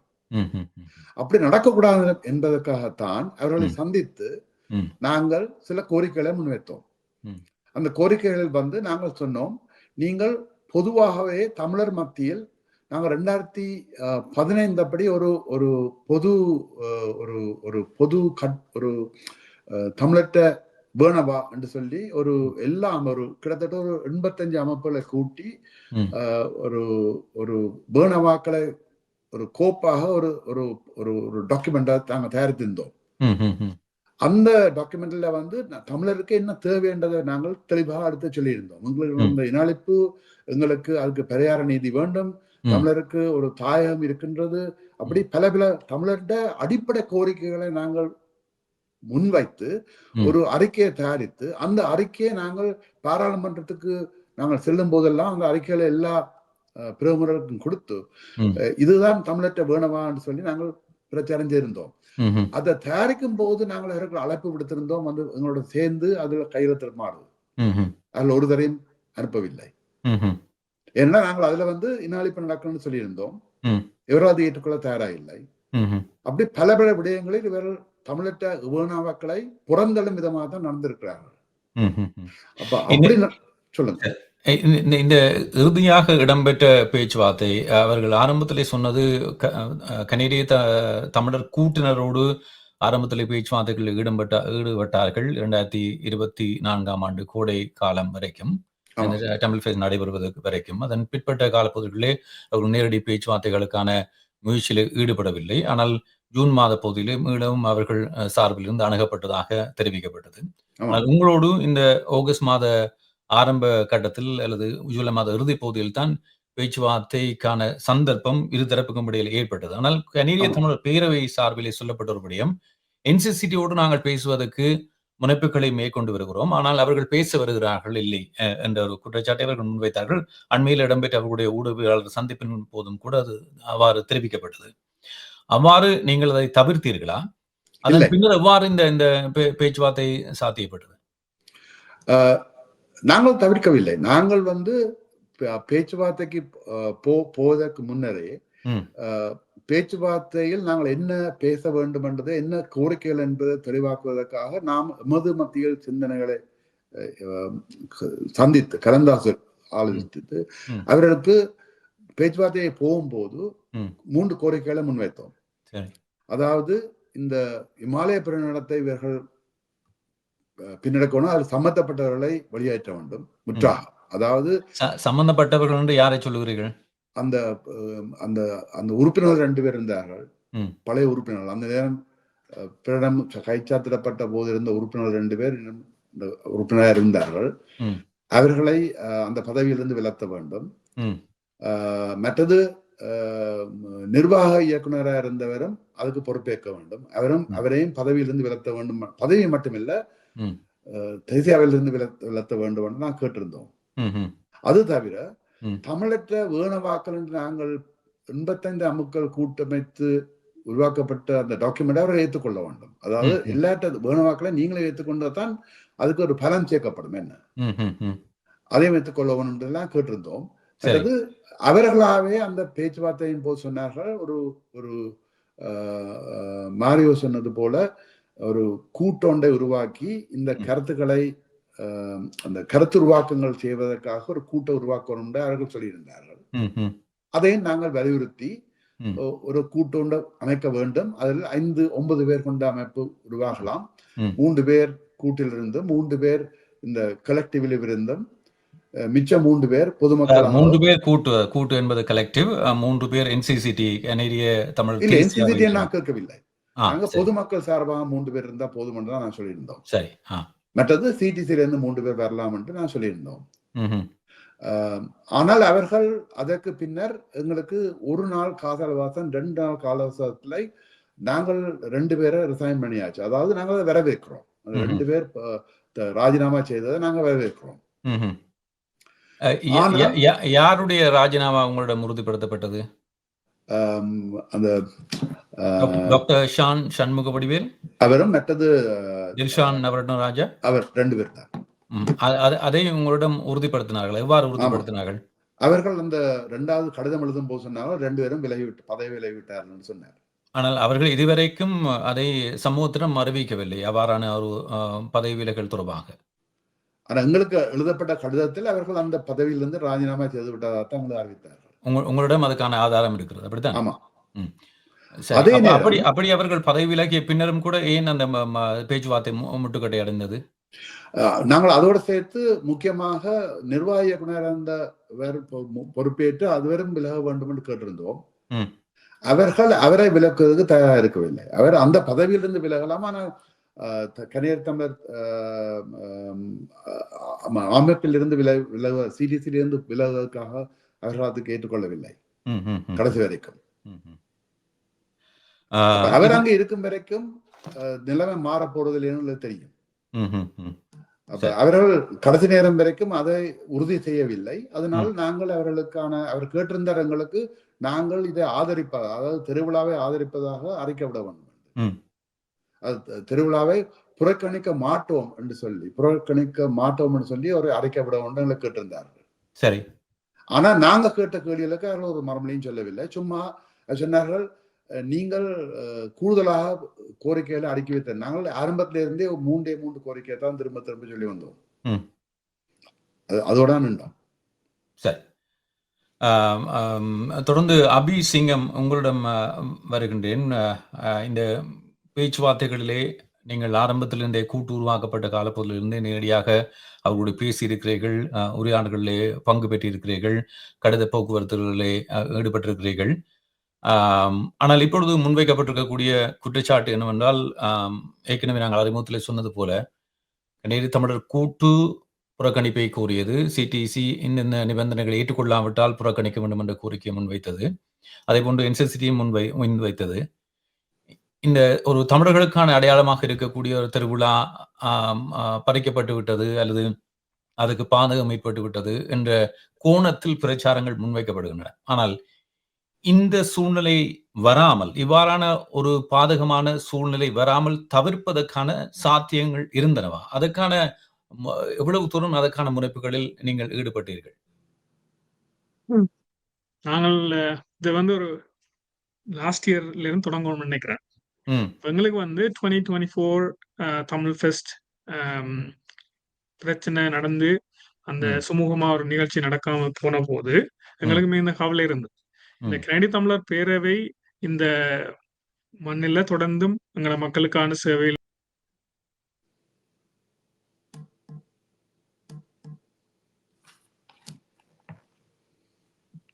அபி சிங்கம் அவருடைய இணைப்பில் இது தடங்கள் ஏற்பட்டிருக்கிறது.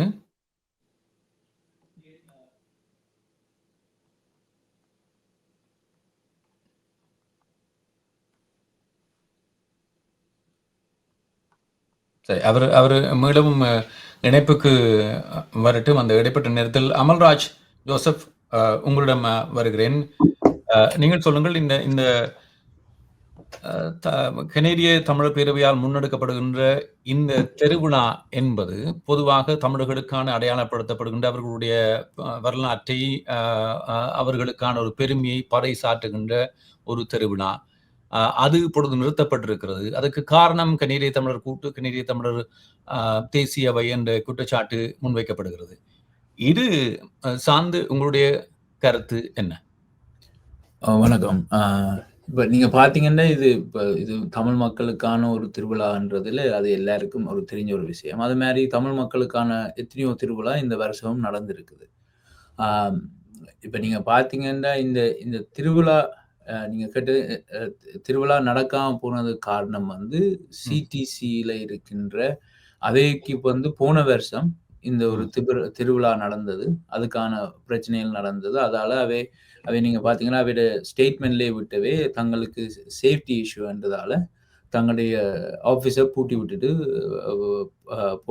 போய்விட்டு இருந்தன. அப்பேக வந்து போலீஸ் வந்தார்கள். அங்கே அந்த யாருக்காக அந்த போலீஸ் வந்திருந்தார்கள் என்றா, இவை அங்கிருந்த வெண்டர்ஸ், இந்த திருவிழாவில் வந்து தங்கள் காசை கொடுத்து அங்கு பூத் எடுத்தவர்கள், இப்படி திருவிழா இப்படி நடந்து விட்டது, இதுக்கான ஒரு கான்வர்சேஷனுக்காக அந்த ஆபீஸ் அடிக்கு போயிருந்தார்கள். அந்த நேரம் பார்த்து சிடிசி அந்த திருவிழாவில் நடந்த சில விஷயங்களில் அவர்கள் தங்களுடைய பாதுகாப்பு பிரச்சனை என்று சொல்லி கதவை பூட்டிட்டு போனார்கள். போலீஸ் வந்து அந்த வெண்டர்ஸோடு கதைச்சு பிறகு அந்த வெண்டர்ஸை போக விட்டார்கள்.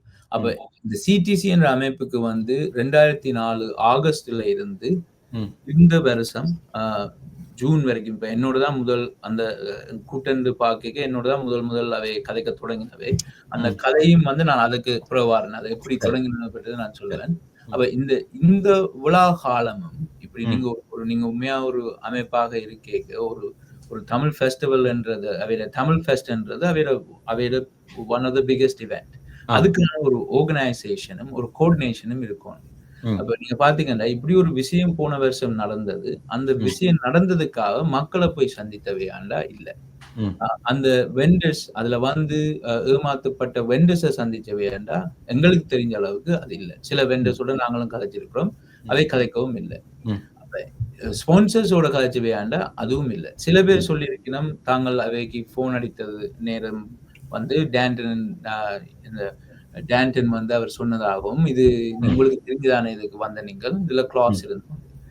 மக்கள் அந்த வெண்டர்ஸ் கேட்டது வந்து இப்படி உங்களுக்கு பிரச்சனை இருக்க போதுன்னு தெரிஞ்சும் ஏன் பிறகு நீங்கள் எங்களுக்கு இந்த இப்படியான ஒரு விஷயத்த சொல்லியிருந்தது. அப்ப அவே சொன்னது வந்து அது நாங்கள் அந்த நேரத்துல ஜட்ஜ் பண்ணி இல்லாம போயிட்டு சொன்னவே. ஆனா உண்மையாவே நீங்க பாத்தீங்கன்னா, அந்த எப்ப அந்த ஹிமாலயன் டிக்ளரேஷன் சைன் பண்ணி இப்படி இந்த போட்டோ வந்ததோ அதுல இருந்து இப்ப நீங்க இந்த முறை இவை பாதுகாப்பு கண்டு தமிழ் ஃபெஸ்ட கேன்சல் பண்ணு சொன்னதை விட எதிர்ப்பு மக்களிடம் போனவரிடம் இருந்தது. அப்ப அதை தெரிந்தும் இப்படியான ஒரு வெண்டர்ஸுக்கு அவை வந்து அந்த இன்ஃபர்மேஷனை கொடுக்கல. நீங்க பாத்தீங்கன்னா, அந்த முடிந்த அடுத்த நாள் வந்து அந்த கொஞ்சம் வெண்டர்ஸ் சேர்ந்து ஒரு பிரஸ் கான்ஃபரன்ஸ் செஞ்சவே அதுல அவை வந்து தங்களுக்கு நடந்ததை பற்றி சொன்னவை.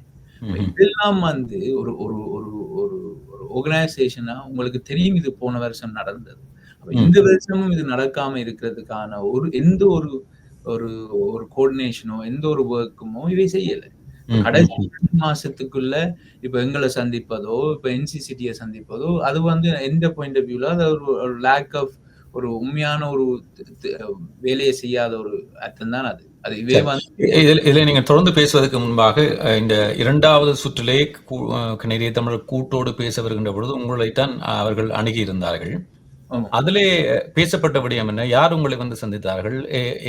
எவ்வாறான ஒரு உத்தரவாதம் உங்களுக்கு வழங்கப்பட்டது? ஒரு சுமூகமான பேச்சுவார்த்தைக்கான தீர்வுகள் சார்ந்து என்பது தொடர்பாக சொல்ல முடியுமா? அது ஏன் சாத்தியப்படாமல் போனது என்பது தொடர்பாக சொல்ல முடியுமா? அது என்ன நடந்தது என்றால் வந்து இப்ப எங்களோட கலெக்டிவ்ல இருந்த ஒருத்தர் தான் சொன்னார், இப்படி டேண்டன் சந்திக்க விரும்புகிறார் என்று சொல்லி. இப்படி அமலி என்ற ஒரு ஆளும் தீபன்ராஜ் என்ற அமலிதன் சேவியர், ஆமா தீபன்ராஜ் என்றவேதான் இப்படி சொல்லிச்சினோம். அப்ப நான் அந்த மீட்டிங்கு வைக்கவே இப்ப என்னன்னா, இப்ப யாரும் எல்லாரோடையும் கதைக்க வேண்டிய ஒரு கட்டாயத்தில் இருக்கும். இது வந்து இது இந்த பிரச்சனைக்கு தீர்வான ஒரு விஷயம் தேவை. அப்ப இப்படி ஒரு இன்விடேஷன் வரைக்கும், இப்படி ஒரு கான்வர்சேஷன் வரைக்கும் நாங்க சொன்னோம், ஓகே நான் போய் சந்திச்சுட்டு வாரேன், என்னன்னு பார்ப்போம்னு தான் போனாங்க. அப்ப நான் அங்க போயிருக்கேக்கு தான் எனக்கு நான் நினைத்தது வந்து சிடிசிக்குள்ளால வந்தது டேண்டன். அவர் விருப்பத்தோடு, அவர் சந்திக்க வேண்டும் என்ற விருப்பத்தோடு தான் வந்ததாக நான் நேற்றுக்கு வந்து போனேன்.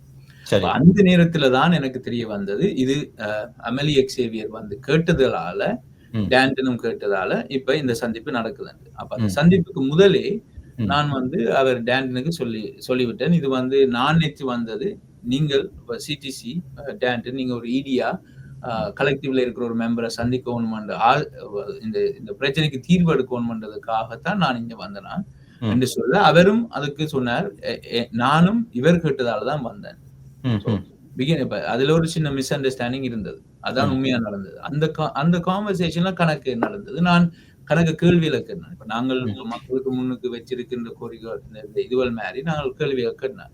அந்த கேள்வியில வந்து நான் சொன்னேன், ஹிமலயன் டிக்ளரேஷனை பற்றி நான் கேட்டேன், இது ஒரு தப்பான ஒரு விஷயம், நீங்கள் போய் மஹிந்தாவை சந்தித்த ஒரு தப்பான விஷயம், ஏன் இப்ப நீங்க ஹிமலயன் டிக்ளரேஷன் சைன் பண்றதுக்கு முதல் ஏன் எங்கட மக்களோடு, இங்க இருக்கிற மக்களோடையோ அங்க இருக்கிற மக்களோடையோ நீங்கள் ஏன் சந்திச்சு கதைக்கவில்லை, அவையிட்ட வந்து நீங்க கேட்கல, இது எங்களுக்கு சரி வருமா, இது எங்களுக்காகத்தான் நீங்க கதைக்க போறீங்கன்னு சொல்றீங்க, எங்கள்கிட்ட கேட்டுதான் நீங்க கதைச்சிருக்கோம், அதுவும் நடக்கல. அப்ப பிறகு கேட்டால் அத சரி, இந்த ஹிமலயன் டிக்ளரேஷன் தான் நீங்க கதைக்க போனீங்க, அந்த போட்டோ எப்படி எடுக்கப்பட்டது? அப்பேக்கு அவர் டேண்டன் சொன்ன, எனக்கு முன்னாள் ஜனாதிபதி மஹிந்த ராஜபக்ஷ அவர்களுடனான அப்பேக்கு அதுல அமெலி எக்ஸேவியரும் இருந்தவர், தீவன் ராஜ்யம் இருந்தார்.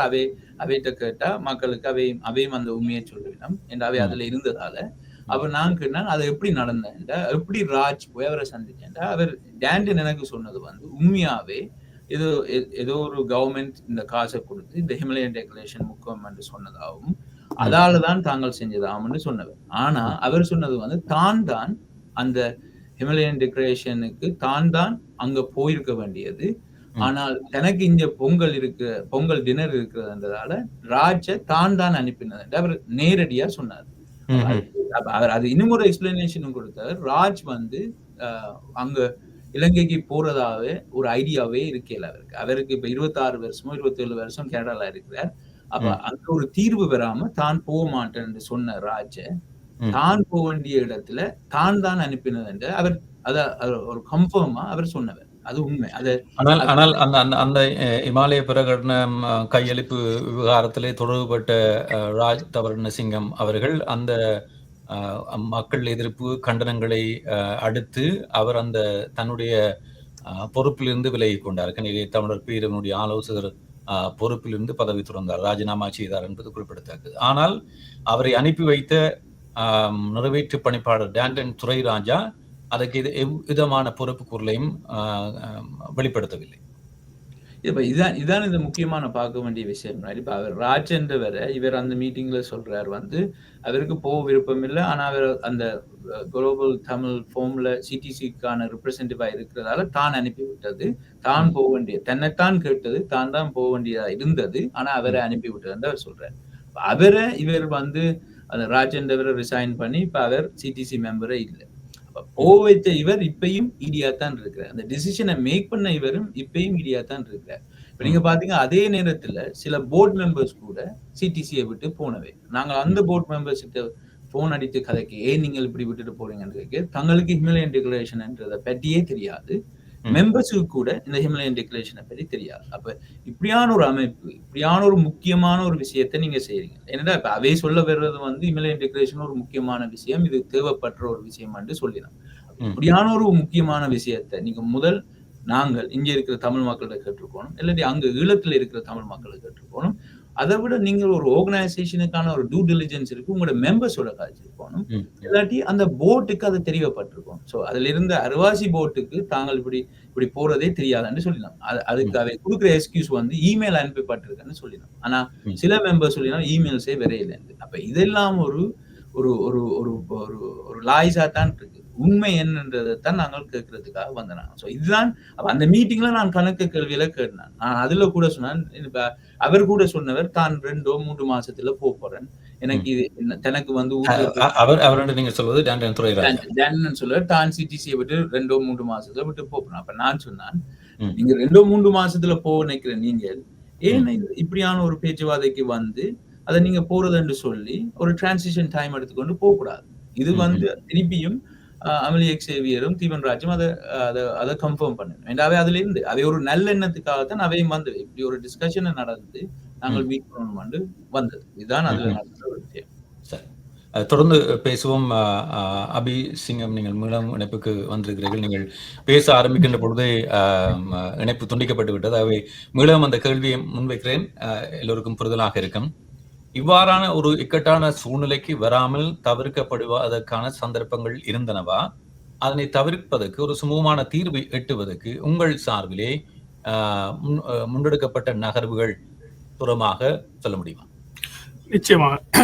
இந்த பிரச்சனை வந்து ஒரு உண்மைத்தன்மையோட இந்த பிரச்சனைக்கு ஒரு தீர்வு காணணும்ன்ற ஒரு ஆர்வத்தோட அணுகப்பட்டிருக்கும்னு சொன்னால், சிடிசியால் அணுகப்பட்டிருக்கும்னு சொன்னால் இதற்கான முடிவு எப்போதே நாங்கள் வந்திருக்கலாம். என்ன சொன்னால், நாங்கள் கேட்ட விஷயங்கள் வந்து முதல் தொடக்கத்துல மாரியோ சொன்ன மாதிரி நாங்கள் சில கோரிக்கைகள் வச்ச நாங்கள் ஒரு ஸ்டாண்டிங் கமிட்டிஸ், மற்றது ஜெனசைடுன்றதை ஏற்றுக்கொள்ளணும், மற்றது ஹிமாலயன் டிக்ளரேஷன்ல இருந்து வெளியில வரணும்.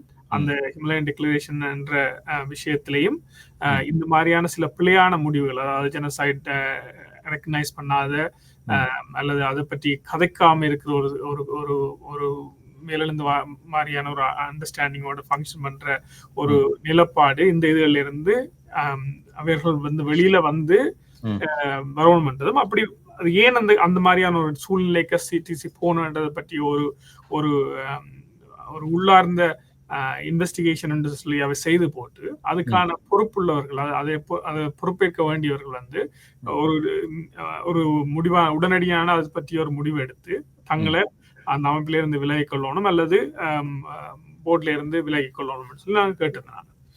அந்த இதுல வந்து நாங்கள் நாங்கள் கேட்ட விஷயங்களை வந்து லாஸ்ட் இயர் தமிழ் ஃபெஸ்ட் நீங்கள் பாத்தீங்கன்னு சொன்னால், அந்த தமிழ் கனடிய அபிசிங்கம் மன்னிக்க வேண்டும், நீங்கள் அந்த கேமராவை பார்த்து பேசுங்க. கனடிய தமிழர் பேரவையிற தலைவர் குமார் ரட்னம் வந்து ஏற்கனவே நல்ல தெளிவா தாங்கள் சில பிள்ளைகளை விட்டுட்டோம், குறிப்பாக ஹிமாலயன் டிக்ளரேஷன் என்ற விஷயத்துல வந்து தாங்கள் மக்களை சந்திக்காதது போல, மக்களுக்கு அதை பற்றிய ஆணையை பெறாதது போல, மற்றது ஜெனசைடு தாங்கள் தொடர்ந்து பயன்படுத்த போறோம் என்று சொல்லி ஒரு தமிழ் ஃபெஸ்ட்ல தொடக்க நிகழ்வில் வந்து அவர் அறிவித்திருந்தார், பொது மன்னிப்பை கேட்டிருந்தார். அந்த மன்னிப்பு நீங்கள் கேட்டிருக்கீங்க. அதுக்கு பிறகு உங்களுக்கு வந்து ஒரு 1 year சந்தர்ப்பம் இருக்குது. நீங்கள் அங்க நடந்த அசம்பாவிதம்ன்றது உங்களோட அமைப்பு சார்ந்து நீங்கள் எடுக்க வேண்டிய விஷயங்களை எந்த விதத்திலையும் பாதிச்சிருக்க வேண்டிய தேவையில்லை. நீங்கள் உண்மையில இந்த பிரச்சனைக்கு ஒரு முடிவு வந்து இந்த பிரச்சனைகள் இனி தவிர்த்து கொண்டு இந்த அமைப்பை வந்து ஒரு மறுசீரமைச்சு கனடிய தமிழ் மக்களுக்கு தொடர்ச்சியான ஒரு பயன்பாடுள்ள அமைப்பாக சொல்லி உண்மையான விருப்பம் இருந்திருக்கும்னு சொன்னால், நீங்கள் அன்றையில இருந்தே தொடங்கி இருப்பீங்க. அதாவது ஆகஸ்ட் 2024 இருந்து தொடங்கி இருப்பீங்க இந்த அமைப்பை எப்படி நாங்கள் மறுசீரமைக்கலாம் சொல்லி. நீங்கள் அதுல இருந்து எந்த விதமான மாற்றங்களையும் செய்யாமல் அது அப்படி மாற்றங்கள் செய்திருந்தேன்னு சொன்னால் என்ன மாற்றங்கள் நீங்கள் செய்தீங்கன்றது உங்களோட ஷேர் பண்ணுங்க அல்லது மக்களோட ஷேர் பண்ணுங்க. நீங்கள் இதுவரைக்கும் அந்த அமைப்புல வந்து இருந்த உறுப்பினர்கள் அப்படிதான் இருக்கார்கள். அந்த குறிப்பா அந்த முடிவுகள் எடுக்கும் போது போர்ட்ல இருந்த அந்த 2 பேரும் இன்னும் தொடர்ந்து அந்த போர்ட்ல இருக்கணும், அல்லது டாக்டர் ஸ்ரீரஞ்சன் சொன்ன மாதிரி இப்ப அவை ரிசைன் பண்ணி இருப்பேன்னு சொன்னால் அது கிட்டடியில் நடந்திருக்க வேண்டியது, அது எங்களுக்கு தெரியாத ஒரு விஷயம். அப்ப அந்த போர்ட்ல இருக்கிறவர்கள் இருக்கிறார்கள். இதுல எல்லா விஷயத்திலையும் இன்வால்வ் ஆயிருந்த ஒருவர்னு சொன்னால் டான்டன் வந்து பல வருடங்களாக கனடிய தமிழர் பேரவையில் இருக்கிறார். அந்த கனடிய தமிழர் பேரவை வந்து ஒரு தொடக்க புள்ளியிலிருந்து இந்த இடத்துல வந்து நிக்குதுன்னு சொன்னால் அதுக்கான ஒரு முக்கியமான நபராக அவர் இருந்திருக்கிறார். அப்ப அந்த வகையில அந்த அமைப்பை வந்து ஒரு பிள்ளையான டைரக்ஷன்ல கொண்டு போனதுக்கும் அவருக்கு பங்கு இருக்கு. அப்ப அந்த வகையில அவரும் அது பற்றிய ஒரு தன்னை பற்றிய ஒரு சுய விமர்சனம் ஒன்று செய்து கொண்டு இந்த அமைப்பும் தொடர்ந்து எங்க மக்களுக்கு சேவை செய்யணும், இந்த அமைப்பு கனடிய தமிழ் மக்களுக்கு தேவைன்னு சொல்லி உண்மையா விரும்பி இருக்கணும்னு சொன்னால் அடுத்த கட்டமாக அடுத்த செயற்பாடுகளை செய்திருக்கலாம். அது வந்து 2 விஷயம் தான் நாங்கள் கேட்டது. அந்த நேரம் உறுப்பினர்களா இருந்த, அதாவது போர்ட்ல இருந்தவர்கள் ரிசைன் பண்ணணும், மற்றது கனடிய தமிழர் பேரவைக்கு நிறைவேற்ற இருக்கிற டான்டன் வந்து வெளியேறணும். அடுத்தது 3 விஷயம். அடுத்தது வந்து ஒரு ஸ்டாண்டிங் கமிட்டிஸ், அதாவது இந்த மாதிரியான விஷயங்கள், இந்த கனடிய தமிழர் சம்பந்தப்பட்ட விஷயங்கள், இலங்கையில மக்கள் சம்பந்தப்பட்ட விஷயம், மற்றது 3வது வந்து உங்களோட கவர்னன்ஸ், அதாவது கனடிய தமிழர் பேரவையினோட கவர்னன்ஸ் அல்லது அந்த அதுல எப்படி அது ஃபங்க்ஷன் பண்றதுன்றது சம்பந்தமான முடிவுகளை எடுக்கிறதுக்கு ஒரு ஸ்டாண்டிங் கமிட்டிஸ் வைங்க. ஸோ கம்யூனிட்டியில உள்ள இன்வால்வ் ஆக விரும்புகிற ஆக்கள் வந்து அந்த ஸ்டாண்டிங் கமிட்டி கூடாக உங்களுக்கு ஒரு இன்புட்ஸை கொடுக்கலாம். ஸோ இது வந்து ஒரு கனடிய தமிழ் மக்கள்லையும் அந்த மக்கள் மத்தியில் உள்ள துறைசார் வல்லுநர்களையும் உள்வாங்கக்கூடிய ஒரு அமைப்பாக இருந்திருக்கும். அந்த வகையில் இந்த மாதிரியான பிழைகள் வந்து எதிர்காலத்தில் நடக்காம தவிர்த்திருக்கலாம். இதுதான் நாங்க கேட்ட விஷயம். இந்த 3லையும் நீங்கள் எதுவுமே செய்யல இது வரைக்கும். அப்ப இவ்வளத்தையும் செய்யாம இன்னைக்கு நீங்க 2025ல அதுவும் ஜூன்ல கம்யூனிட்டிக்குள்ள அதுவும் கலெக்டிவ்லயும் இன்வால்வ் ஆயிருந்த ஒருவர், மற்றது ஒரு சமூகத்துல இருக்க இன்னொருவர் வந்து ஒரு ரிக்வெஸ்ட் வைக்கிறார், இது பற்றி சந்திச்சு கதைக்கோணும்னு சொல்லி அது ஒரு முடிவு கொண்டு வருவோம்னு சொல்லி ஒரு கம்யூனிட்டியில உள்ள ஆக்கள் முனையினம். ஆனால் அந்த பொறுப்புல இருக்கிறார்கள் இது வரைக்கும் எந்த விதமான முயற்சியும் செய்யல. அப்ப இதுல முயற்சி செய்ய வேண்டிய ஆட்கள் வெளியில உள்ள ஆட்கள் இல்ல. வெளியில உள்ள ஆட்களை வந்து நீங்கள் வெளியில உள்ளவர்களை வந்து எந்த விதமான மாற்றங்களையும் கொண்டு வருவதற்கான இடத்துல நீங்க வைக்கல. அவர்கள் உள்ள வர முடியாது, எந்த விதமான அட்வைஸையும் சொல்ல முடியாது, அதை கேட்கறதுக்கான ஒரு ஸ்ட்ரக்சர் இல்ல. அதை அந்த மாதிரியான குரல் எழுப்புறவர்களை வந்து நீங்கள் உடனடியாக இந்த அமைப்பை கையகப்படுத்த விரும்புகிறார்கள். தமிழர் பேரவை என நடத்துற தமிழ் ஃபெஸ்ட்டை வந்து கையகப்படுத்த விரும்புகிறார். நாங்கள் இதுல இருக்க இன்வால்வ் ஆயிருக்கிற யாருக்குமே, அதாவது இந்த கலெக்டிவ்ல நான் கலெக்டிவ் சம்பந்தம் தான் நான் பேசுறேன், கலெக்டிவ் இல்ல இன்வால்வ் ஆயிருக்கிற யாருமே வந்து கனடிய தமிழ் பேரவையில வந்து அதுல நிறைவேற்று இயக்குனராகவோ அல்லது போர்ட்லயோ அல்லது ஏதோ ஒரு பவர்காண்டி நாங்கள் இதுல இன்வால்வ் ஆகல. நாங்கள் இன்வால்வ் ஆக விரும்பவும் இல்லை. தமிழ் ஃபெஸ்ட்டை நீங்கள் நடத்துறதுல எங்களுக்கு எந்த விதமான பிரச்சனையும் இல்லை. அது நீங்கள் தொடர்ந்து நல்லா நடக்கணும் என்றுதான் நாங்கள் விரும்புறோம். இதில் நாங்கள் ஒவ்வொரு கட்டங்களாக இந்த நிகழ்ச்சியை கொண்டு செல்லலாம் என்றுதான் நம்பியிருந்தோம். இந்த போலும் நேரம் பல விடயங்களை ஒன்றாக பேசுகின்ற பொழுது நேரம் விரைவாக செல்லுகிறது. ஒரு தெளிவுபடுத்தலுக்காக சொல்லுகிறேன், நீங்களும் அதை மறந்துவிடக் கூடாது என்பதற்காக. இந்த இடைப்பட்ட காலப்பகுதிகளிலே நான் அவதானித்த வரையிலே இந்த தமிழ் ஃபெஸ்ட்டை சுமூகமாக நடத்தி முடிப்பதற்கு, ஒரு வெளிப்படைத்தன்மையோடு நடத்தி முடிப்பதற்கு, எந்தவித பிரச்சனைகளும் இல்லாமல் நடத்தி முடிப்பதற்கான ஒரு தீர்வு திட்டத்தை கனடிய தமிழர் கூட்டு முன்வைத்தது. ஒரு கன்சோர்டியம் ஆஃப் ஆர்கனைசேஷன், அதாவது பல அமைப்புகளுடைய பிரதிநிதிகளை கொண்ட ஒரு கூட்டமைப்பை உருவாக்கி அவர்களிடம் இந்த தமிழர் திருவிழாவை ஒப்படைக்க வேண்டும் என்ற கோரிக்கை முன்வைக்கப்பட்டது. இது சார்ந்து அவர்களுடைய பதில் எவ்வாறு அமைந்தது? அவர்கள் வந்து அதை பரிசீலிக்கிற நிலையில் இருக்கையில் நாங்கள் கனடிய தமிழர் பேரவையை, கனடிய தமிழர் கூட்ட பொறுத்த வரைக்கும் எங்களுக்கும் அவர்களிடம் இருந்த சிக்கல்கள் விளங்கினது. ஒரு கடைசி மாதம் நாங்கள் மீட் பண்ணும்போது ஜூலைல நினைக்கிறேன், ஜூலைல நாங்கள் மீட் பண்றோம். அப்ப மீட் பண்ணும்போது அதுக்கு பிறகு ஒரு கன்சோர்டியம் அமைச்சு அந்த கன்சோர்டியத்துக்குள்ள கனடாவில் வகிபாகம் வைக்கக்கூடிய அமைப்புகளை உள்வாங்கி அவர்களையும் உள்வாங்கி இந்த நிகழ்ச்சியை செய்யறதில் வர்ற சிக்கல்களை நாங்கள் விளங்கி கொண்டோம். நாங்க சொன்ன என்ன சொன்னால், நீங்கள் ஒரு ஹோஸ்ட் ஆர்கனைசேஷனா இருந்து செய்யறதுல எங்களுக்கு பிரச்சனை இல்லை.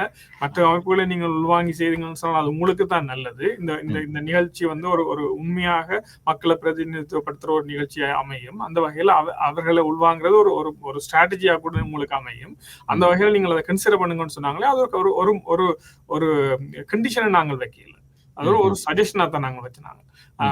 அதை தாண்டி கூட நாங்கள் போறது தயாராக இருந்தாங்க. கனடிய தமிழர் கூட்டு இந்த பிரச்சனைகளுக்கு முடிவுகளுக்கு அவர்கள் வருவார்கள் சொன்னா, நாங்கள் முன்வச்ச பிரச்சனைகளுக்கான ஒரு தீர்வை அவர்கள் எங்களுக்கு முன்வைக்கிற சந்தர்ப்பத்துல நாங்கள் கனடிய தமிழ் மக்கள் மத்தியில முழுமையாக இந்த நிகழ்ச்சிக்கு மக்கள் ஆதரவு செலுத்தணும் அவ்வளவுன்றதும் கனடிய தமிழர் பேரவை தங்களுடைய சீர்திருத்தத்தை அவர்கள் இனிஷியேட் பண்ணியிருக்கிறார்கள். அவர்களுக்கான ஆதரவை மக்கள் தொடர்ந்து வழங்கணும் என்றதை நாங்கள் கதைக்கிறதுக்கு தயாராக.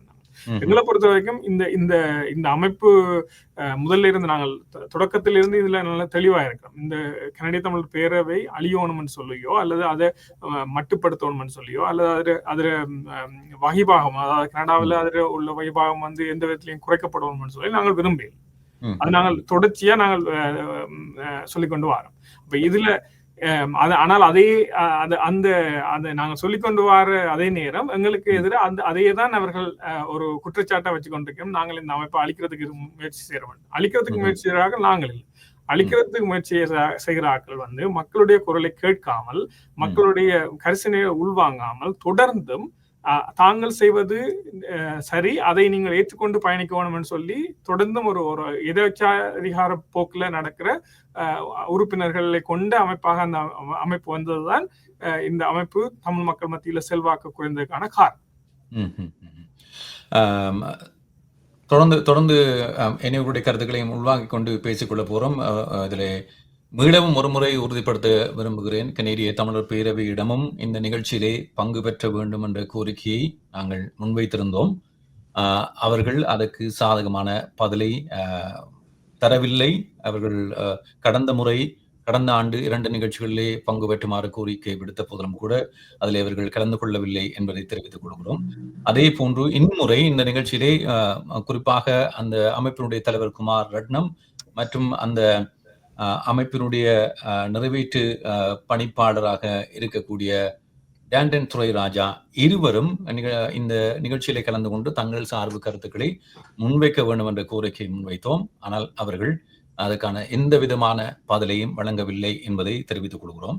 இதில் அவர்கள் ஏற்கனவே அந்த அமைப்பினுடைய நிறைவேற்று பணிப்பாளர் டேண்டன் துரைராஜா அவர்கள் வெவ்வேறு நிகழ்ச்சிகளிலே ஊடகங்களிலே கலந்து கொண்டு கருத்துக்களை முன்வைப்பதையும் சமூக வலைத்தளங்களிலே கருத்துக்களை முன்வைப்பதையும் அவதானிக்கக்கூடியதாக இருக்கிறது. அவ்வாறு தங்கள் கருத்துக்களை ஒவ்வொரு தளங்களிலே பகிரக்கூடியவர்கள் நாங்கள் வாய்ப்பை வழங்கிய போதிலும் கூட ஏன் இந்த நிகழ்ச்சியிலே கலந்து கொள்ளவில்லை என்ற கேள்வி இருக்கிறது. அதை மக்களிடமே நாங்கள் விட்டுவிடுகிறோம். இன்னொரு விடயம் இதிலே ப்ரொஃபசர் ஸ்ரீரஞ்சன், நீங்கள் வழங்கிய நேரத்தை கடந்தும் நாங்கள் நிகழ்ச்சி தாமதமாகிவிட்டது.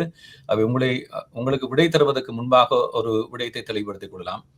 நீங்கள் அந்த அமைப்பினுடைய முன்னாள் தலைவராக இருந்த ஒருவர், இப்பொழுது இன்னொரு அமைப்பினுடைய தலைவராக இருக்கிறீர்கள். அதுவும் மக்களை பிரதிநிதித்துவப்படுத்துகின்ற கனேடிய சட்ட திட்டங்களுக்கு உட்பட்டு அதை போன்ற ஒரு கட்டமைப்பில் இருக்கக்கூடிய ஒரு அமைப்பு. ஆனால் அப்படி இருந்தும் இன்னொரு அமைப்பை மறுசீரமைக்க வேண்டும் என்று அழுத்தம் கொடுக்க முடியாது.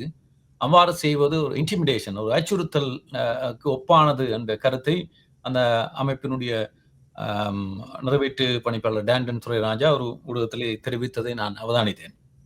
இதற்கு உங்களுடைய பதில் என்ன? நாங்கள் அவர்களோட பொது வேலை திட்டங்கள் இறங்கும் போது, பிரச்சார வேலைகள் செய்யும் போது நாங்கள் தமிழர் மக்களிட பிரதிபலிப்பாக அவர்கள வேணவாக்களை எடுத்து சொல்லி வருகின்றோம்.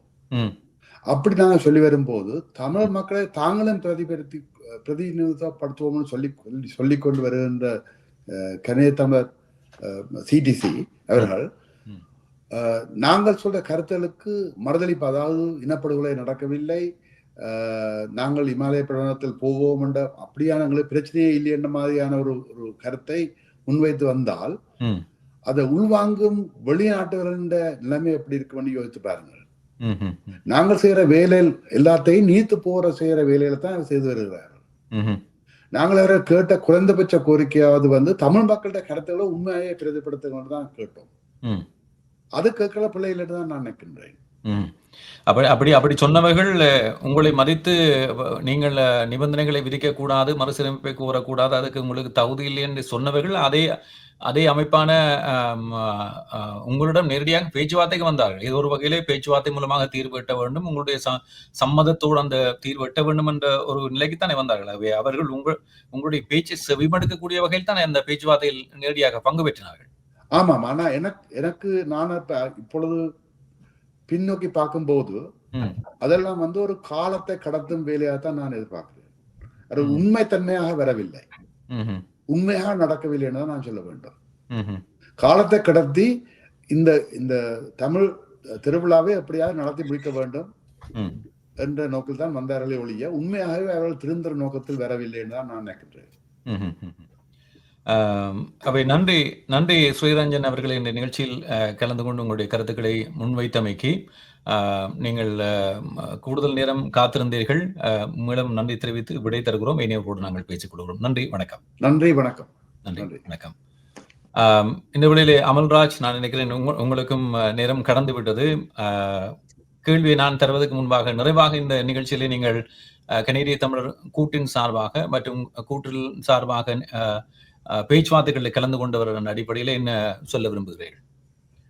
இப்ப இந்த பிரச்சனைக்கு தீர்வு பெற வேண்டியது ஒரு முக்கியமான ஒரு விஷயம். இந்த சமுதாயத்துல இந்த பிரச்சனைக்கு தீர்வு பெற வேண்டியது ஒரு உண்மையான முக்கியமான ஒரு விஷயம். இப்ப இந்த தமிழ் ஃபெஸ்ட் கேன்சல் பண்ணி இப்ப 6ஆம் தேதி தான் அவர ஸ்டேட்மெண்ட் விட்டுருக்கணும்.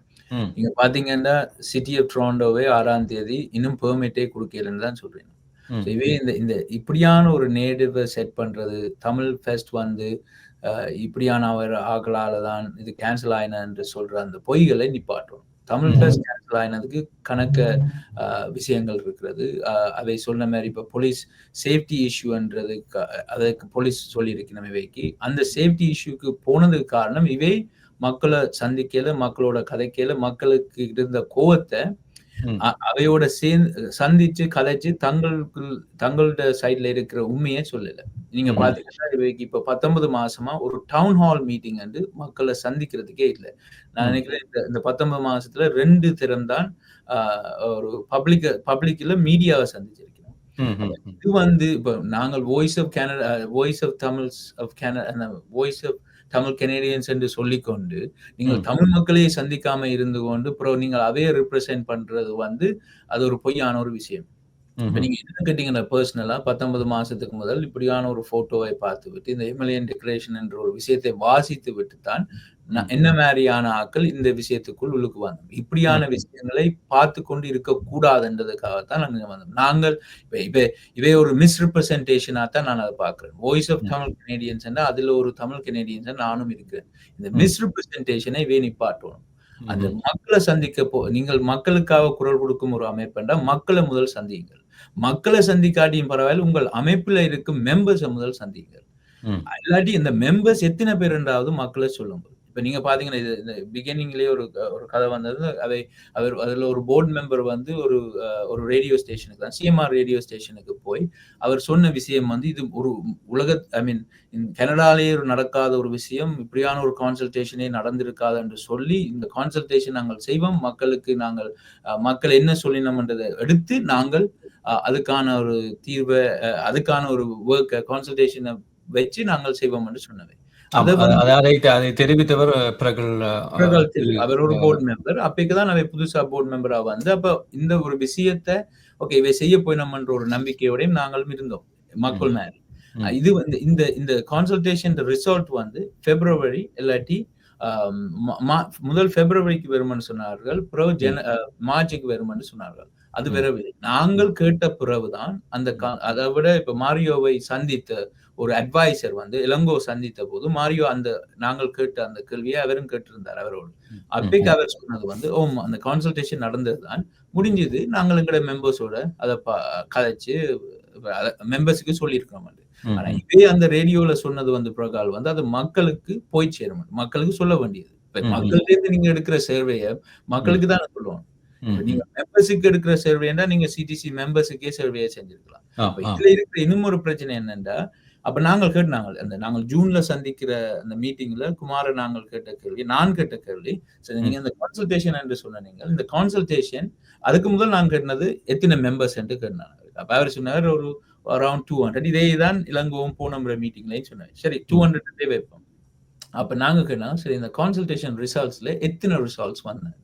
அப்ப 39 ரிசல்ட்ஸ் தான் இவை சொன்னேன். அப்ப 39 ரிசல்ட்ஸ் நீங்க ஒரு காமன் சென்ஸா யோசிச்சு பாத்தீங்கன்னா உங்களோட 200 மெம்பர்ல கூட 50 பேர் இந்த கான்சல்டேஷனுக்கான சர்வேக்கான ஒரு ரெஸ்பான்ஸை கொடுக்கல. அப்ப அப்படியான ஒரு அளவுக்கு தான் இந்த மெம்பர்ஷிப்பும் இந்த ஆர்கனைசேஷனும் இருக்கு. உங்களோட ஓன் மெம்பர்ஸே உங்களோட சர்வேக்கே அவே 39 பேர் தான் செஞ்சிருக்கணும். ஸோ இதே திருப்பி வாய்ஸ் ஆஃப் தமிழ் கனேடியன்ஸ் என்று சொல்றது, மற்றது இந்த கம்யூனிட்டிக்காக தான் ஒர்க் பண்றோம்னு சொல்ற அந்த இதை அவை உண்மையாவே யோசிக்க வேண்டிய ஒரு காலகட்டத்தில் அவை இருக்கணும்.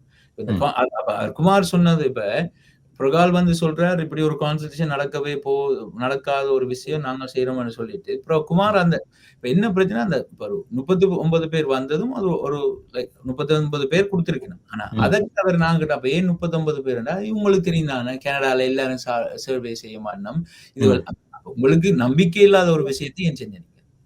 திருப்பி திருப்பி வேற அப்ரோச் தான் பிரச்சனையா இருக்கு. அப்ப இதுதான் உண்மையான எங்களுக்கு இருக்கிற இது. இப்ப கூட இதுக்கான தீர்வு அவை இப்ப இந்த ஆகஸ்ட் 6ஆம் தேதி இது கேன்சல் ஆயின்னு சொல்றதுக்கு முதல் அவைக்குள்ள கதைச்சு கொண்டிருந்தது நாங்கள் கலெக்டிவ் கேட்கிற எல்லாத்துக்கும் அக்ரி பண்றோம்னு சொன்னவை. 6ஆம் தேதி முடிஞ்சு இப்ப 14ஆம் தேதி ஆயிட்டது.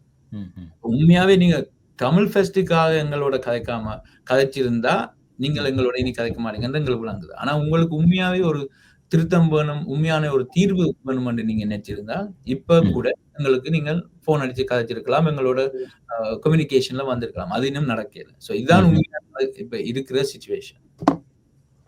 சரி, நன்றி அமல்ராஜ் யோசப்.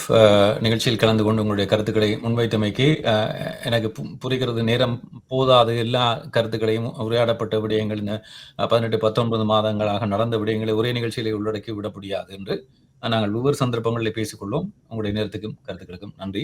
வணக்கம். வணக்கம். நன்றி. வணக்கம். அடுத்ததாக மரியோ இந்த விடயத்திலே ஒரு நிறைவான கருத்தாக அதை உள்வாங்கிக் கொள்ளலாம். இந்த பேச்சுவார்த்தைகள் இந்த அளவுக்கு சாதகமான முடிவை எட்டவில்லை என்ற விடயங்களை கடந்து அதுக்கான காரணங்கள் சொல்லப்பட்டிருந்தாலும் கூட இந்த தமிழர்களுக்கான பெருமை மிக்க ஒரு விடயம் பறிக்கப்பட்டிருக்கிறது. இனிமேல் அவர்களுடைய எதிர்காலம், அவர்களுடைய கலாச்சாரத்தை, வரலாற்றை பறைசாற்றக்கூடிய எதிர்காலம் எல்லாம் சூனியமாக்கப்பட்டு விட்டது போன்ற ஒரு தோற்றப்பாடு ஏற்படுத்தப்படுகிறது. உண்மையில் யார் இந்த அனுமதியை வழங்குகிறார்கள்? கனடா அரசாங்கம் தமிழர்களுக்கான வழங்கிய அனுமதி, கனடா அரசாங்கம் தமிழர்களுக்காக கொடுத்த நிதி என்ற பிரச்சாரங்கள்லாம் மக்கள் மத்தியில கொண்டு சேர்க்கப்படுகின்றன. உண்மையில் அப்படித்தானே? இந்த அனுமதி ப்ரோசஸ் எவ்வாறு நடைபெறுகிறது? சுருக்கமா சொல்லுங்க. மணிக்கம் மரியோ, மீளம் சொல்லுங்கள். உங்களுடைய மைக்ரோஃபோன்.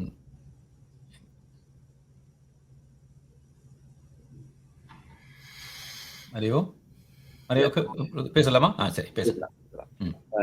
என்னவென்றால் நாங்களும் இதை விசாரித்தோம்.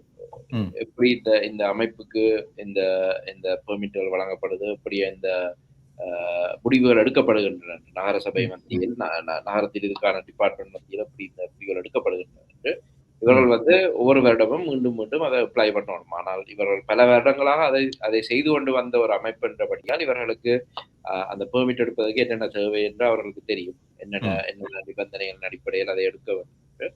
எனவே அதற்காக நான் நினைக்கிறேன் ஒரு 8 வாரங்களோ அல்லது நிகழ்வு நடப்பதற்கு 16 வாரங்களோ, சரியா ஞாபகம் இல்லை. அந்த அந்த அந்த அந்த முன்னெடுப்புகளை அவர்கள் செய்ய வேண்டும், அந்த அப்ளிகேஷன்களை செய்ய வேண்டும்.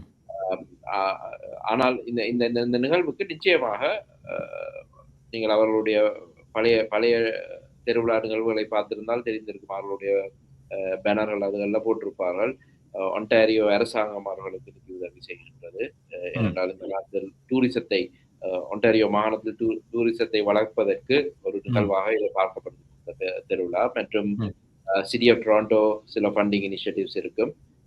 அதே போல பெடரல் கவர்மெண்ட் அவர்களுக்கு எனக்கு தெரிந்த மட்டும் அவர்களுக்கு அந்த சம்மர் ஸ்டூடெண்ட் ப்ரோக்ராம்ஸ் மூலமாக அவர்களுக்கு சில பேரை அவர்கள் ஹயர் பண்ணி அதுல பெடரல் சப்போர்ட் இருக்கு. அதுல பெடரல் அரசாங்கம், மத்திய அரசாங்க ஆதரவும் இருக்கின்றது நிகழ்வுக்கு. ஆனால் இது 11 வருடங்களுக்கு முன்பு ஒரு பெரிய நிகழ்வாக இது தென்பட்டிருந்தாலும் இப்போது பல நிகழ்வுகள் கோடை காலத்தில் நடக்கின்றன. சென்ற வார விடுமுறையை விட 3 நிகழ்வுகள், அதிலே ஒரு நிகழ்வு இவர்களை போலவே ஒரு தெருவை மூடித்தான். ஷெப்பர்ட் அவென்யூவில் மெடோவேல் அவென்யூக்கும் டீன் பார்க்குக்கும் இடையில் நடைபெற்ற மெகா பிளாஸ்ட் என்ற நிகழ்வு கூட ஷெப்பர்ட் அவென்யூவை மூடித்தான் நடந்தது. எனவே இது ஒரு கோடை காலத்தில் மக்களுக்கு பல நிகழ்வுகள் தேவை அவர்களுடைய காலத்தை கழிப்பதற்கு. எனவே அதில் ஒரு நிகழ்வாகத்தான் இது அமைகின்றது. இப்போது இவர்கள் இந்த நிகழ்வில் நாங்கள் ஈழத்தில் இருக்கும் மக்களுடைய முன்னெடுப்புகள், அதை பற்றி நாங்கள் பரப்புரை செய்திருப்போம், அதை பற்றி கொண்டு வந்திருப்போம் என்று இப்போது கவலை தெரிவிக்கிறார்கள். ஆனால் உண்மையிலேயே அவர்களுக்கு இந்த நிகழ்வு தடைபடக்கூடாது என்ற ஒரு கரிசனை இருந்திருந்தால் இதை கடைசியில் வந்து சொல்ல தேவையில்லை, எங்களுக்கு அந்த பெர்மிட் இல்லை என்று. இதை மக்களுக்கு முதலே சொல்லி இருக்கலாம். ரைட், எங்களுக்கு இந்த ஒரு பெர்மிட் பிரச்சனை ஒன்று இருக்கின்றது. சென்ற வருடம் போராட்டங்கள் நடந்ததன் காரணமாக எங்களுக்கு அதீத காவல்துறை செலவுகள், அந்த காவல்துறை அரேஞ்ச் பண்ணால்தான் தங்களுக்கு இந்த ஒரு பெர்மிட் கிடைக்கும் ஒரு கண்டிஷன் இருக்கின்ற அந்த இதுகளை வெளியில கொண்டிருக்கலாம்.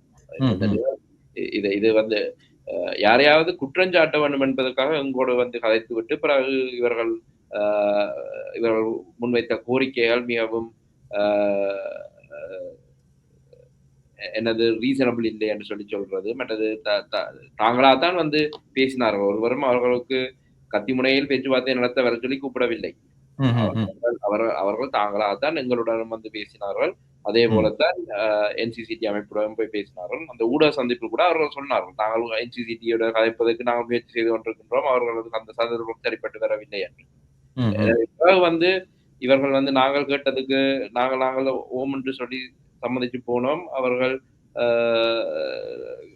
தங்கள் கோரிக்கைகளை மாற்றிக்கொண்டிருந்தார்கள் என்று சொல்வதில் நியாயமில்லை. ஏனென்றால் இவர்கள் சென்ற வருடம் போராட்டம் நடந்தென்று இவர்களுக்கு தெரியும். எனவே அந்த ஒரு வருடம் இருந்த காலத்தில் சீர்திருத்தங்களை செய்து மக்களுடைய நன்மதிப்பை பெற்றிருக்கலாம், நம்பிக்கையை பெற்றிருக்கலாம். ஆனால் இந்த ஜூன் மாதம் கடைசியில் வந்து எங்களோட பேச தொடங்கும் போது கூட நாங்கள் சொன்னோம், நாங்கள் இதை செய்வதற்கு நீங்கள் சீர்திருத்தத்துக்கு தயார் என்ற ஒரு சமிக்கையை எமக்கு தந்தால் நாங்கள் வந்து மக்களுக்கு உங்களுடன் சேர்ந்து மக்களுக்கு அதை தெரிவிப்போம். இந்த அமைப்பு சீர்திருத்தத்துக்கு உண்மையாகவே உடன்பட்டு இருக்கின்றது. ஆனால் அவர்கள் இதை நேரத்தை கடத்துவதற்கு ஒரு உத்தியாக பாவித்தார்களோ அல்லது யாரையாவது வசைபாட வேண்டும் என்று எம்மை கூப்பிட்டு காய்த்தார்களோ தெரியவில்லை. குற்றஞ்சாட்ட வேண்டும் என்று தங்களை பற்றி பேசாமலாம். எனவே இந்த நிகழ்வு தடை செய்யப்பட்டது வருத்தத்துக்குரியதுதான். ஆனால் கோடை காலத்தில் பல நிகழ்வுகள் தமிழ் மக்களுக்கு இருக்கு. நிகழ்வை யாரும் தடை செய்யவில்லை. நிகழ்வு தொடர்பான கரிசனையை வெளிப்படுத்தினார்கள். அவர்கள் சொன்ன காரணம் தாங்கள் அதனை பிற்போடுவதாக, அதுக்கான பல காரணங்களை தங்களுடைய அறிக்கை மூலமாக வெளியிட்டிருக்கிறார்கள். இருந்த போதிலும் அதனை தவிர்ப்பதற்கான வாய்ப்புகள் இருக்கின்றன என்றுதான் நீங்கள் சொல்கிறீர்கள். ஆனால் நகர சபையினுடைய தகவல்களின் அடிப்படையிலே நாங்கள் பெற்றுக்கொண்டு, ஏற்கனவே நீங்கள் பெற்றுக்கொண்டு லங்கதாஸ் பத்மநாதன் உறுதி செய்த தரவுகளின் அடிப்படையில் நாங்கள் அதனுடைய மின்னஞ்சல் பிரதியை கூட காண்பித்திருந்தோம். நகரசபை அதுக்கான அனுமதியை வழங்கவில்லை என்ற செய்திதான் வந்திருக்கிறது. ஆனால் இவர்கள் எதிர்ப்பின் காரணமாக, சுமைகள் காரணமாக தாங்கள் அதனை பிற்போடுவதாக தெரிவித்திருக்கிறார்கள். நன்றி மரியோ புஷ்பரட்னம். இன்னும் ஒரு முக்கிய கருத்தை நான் சொல்லிக்கொண்டு முடிக்கின்றேன். என்னவென்றால், சென்ற வருடம் ஜூலை மாதம் தொடக்கத்திலேயே உணவுச் சாவடிகள் எல்லாம் விற்பனையாகிவிட்டன. ஜூலை நடுப்பகுதியில் 80% மெட்ரே சாவடிகள், வெத்த சாவடிகள் எல்லாம் விற்பனையாகிவிட்டன என்று சொன்ன ஒரு அமைப்பு, ஒவ்வொரு வருடமும் ஜூன் மாதத்தில் தங்கள் தொடக்க நிகழ்வை நடத்துகின்ற ஒரு அமைப்பு, இந்த வருடம் ஒரு தொடக்க நிகழ்வை கூட அறிவித்துவிட்டு அதை கேன்சல் பண்ண வேண்டிய ஒரு நிலை, இடமின்மை காரணமாக அவர்கள் நேரிய வர்த்தக சம்மேளனத்தின் அலுவலகத்தில் நடத்த போவதாக கூறிவிட்டு அதை ஆகஸ்ட் மாதத்திலோ ஜூலை கடைசியில் தான் அதை கூட நடத்த முன் வந்தார்கள். எனவே எந்தவித ஆதரவும் அவர்களுக்கு கிடைக்கவில்லை என்பதுதான் உண்மை. அது பொய் என்றால் அவர்கள் அதுக்கான ஆதாரத்தை காட்டணும். எத்தனை உணவுச் சாவடிகளை அவர்கள் சைன் அப் பண்ணார்கள், மற்ற சாவடிகளை யாரு ஸ்பான்சர்ஸ், ஒன்றுமே எங்களுக்கு தெரியாது. எனவே சென்ற வருடத்திலிருந்து இந்த வருடம் வரை ஒரு மாற்றங்களையும் செய்யாமல் அதே போல வெற்றிகரமாக இந்த நிகழ்வு நடக்கும் என்றால் 2024க்கு முன் நடந்தது போல் நடக்கும் என்று எதிர்பார்ப்புடன் இவர்கள் அதை செய்ய வலிக்கிட்டு இருந்தால் அது அவர்களுடைய பிழையால் தான் இந்த நிகழ்வை அவர்கள் ரத்து செய்ய வேண்டி வந்தது. மற்றது மக்களுடைய ஆதரவு இருக்கவில்லை, வணிகர்களுடைய ஆதரவு இருக்கவில்லை. இந்த நிகழ்வில் பெர்ஃபார்மர்ஸ் அவர்களுடைய ஆதரவு இவர்களுக்கு இருக்கவில்லை என்ற காரணத்தால் தான் இதை அவர்கள் அடுத்த வருடத்துக்கு பின்போட வேண்டி வந்தது என்பதை கூறிக்கொண்டு இந்த சந்தர்ப்பத்தை இதை பற்றி காய்ப்பதற்கு, இந்த முக்கிய விடயத்தை பற்றி காய்ப்பதற்கு சந்தர்ப்பத்தை தந்ததற்கு நன்றி கூறிக்கொண்டு நானும் விடைபெறுகிறேன். நன்றி உதயன், நன்றி நேயர்களே. நன்றி மரியோ புஷ்பரட்னம். மீண்டும் இன்னொரு சந்தர்ப்பத்தில் பேசிக்கொள்வோம். உங்களுடைய நேரத்துக்கும் கருத்துக்களுக்கும் நன்றி. நிறைவாக அபி சிங்கம் உங்களிடம் வருகிறேன். இதிலே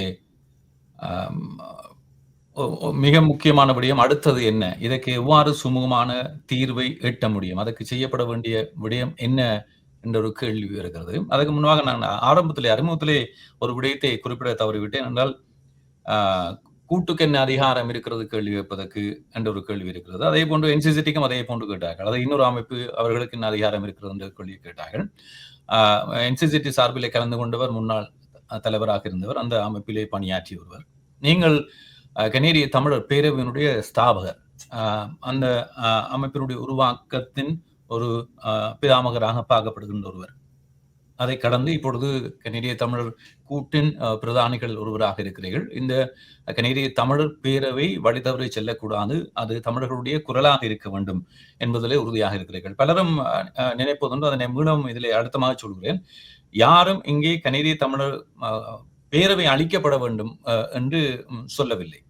ஆனால் அவர்களுடைய உறுப்பினர் முன்னாள் இப்பொழுது பதவி விலகப்பட்டதாக சொல்லப்படுகின்றது. ஆனால் அவரின் அறிவித்தல் வெளிப்படையாக அவர்கள் தரப்பில் இருந்து வெளிவரவில்லை. நிர்வாக இயக்குனர் விலகும் நிலை வந்தால் அந்த அமைப்பை நாங்கள் மூடி விடுவோம், we will shut down என்று சொன்னவர் தில்ஷான் நவரத்னராஜா அவர்கள். இந்த இவற்றின் மத்தியில் தான் நாங்கள் இப்பொழுது கூட்டினுடைய பங்களிப்பு என்று வருகின்ற பொழுது இதற்கு என்ன தீர்வு இருக்கிறது? இதனை சுமூகமான தீர்வையும் மாறட்டலாம். ஒரு பிரச்சனை சொன்னா கட்டாயம் ஒரு சொல்யூஷன் இருக்கத்தானே வேணும். அதனுடைய கட்டாயம் அதுக்கான ஒரு தீர்வு இருக்குது.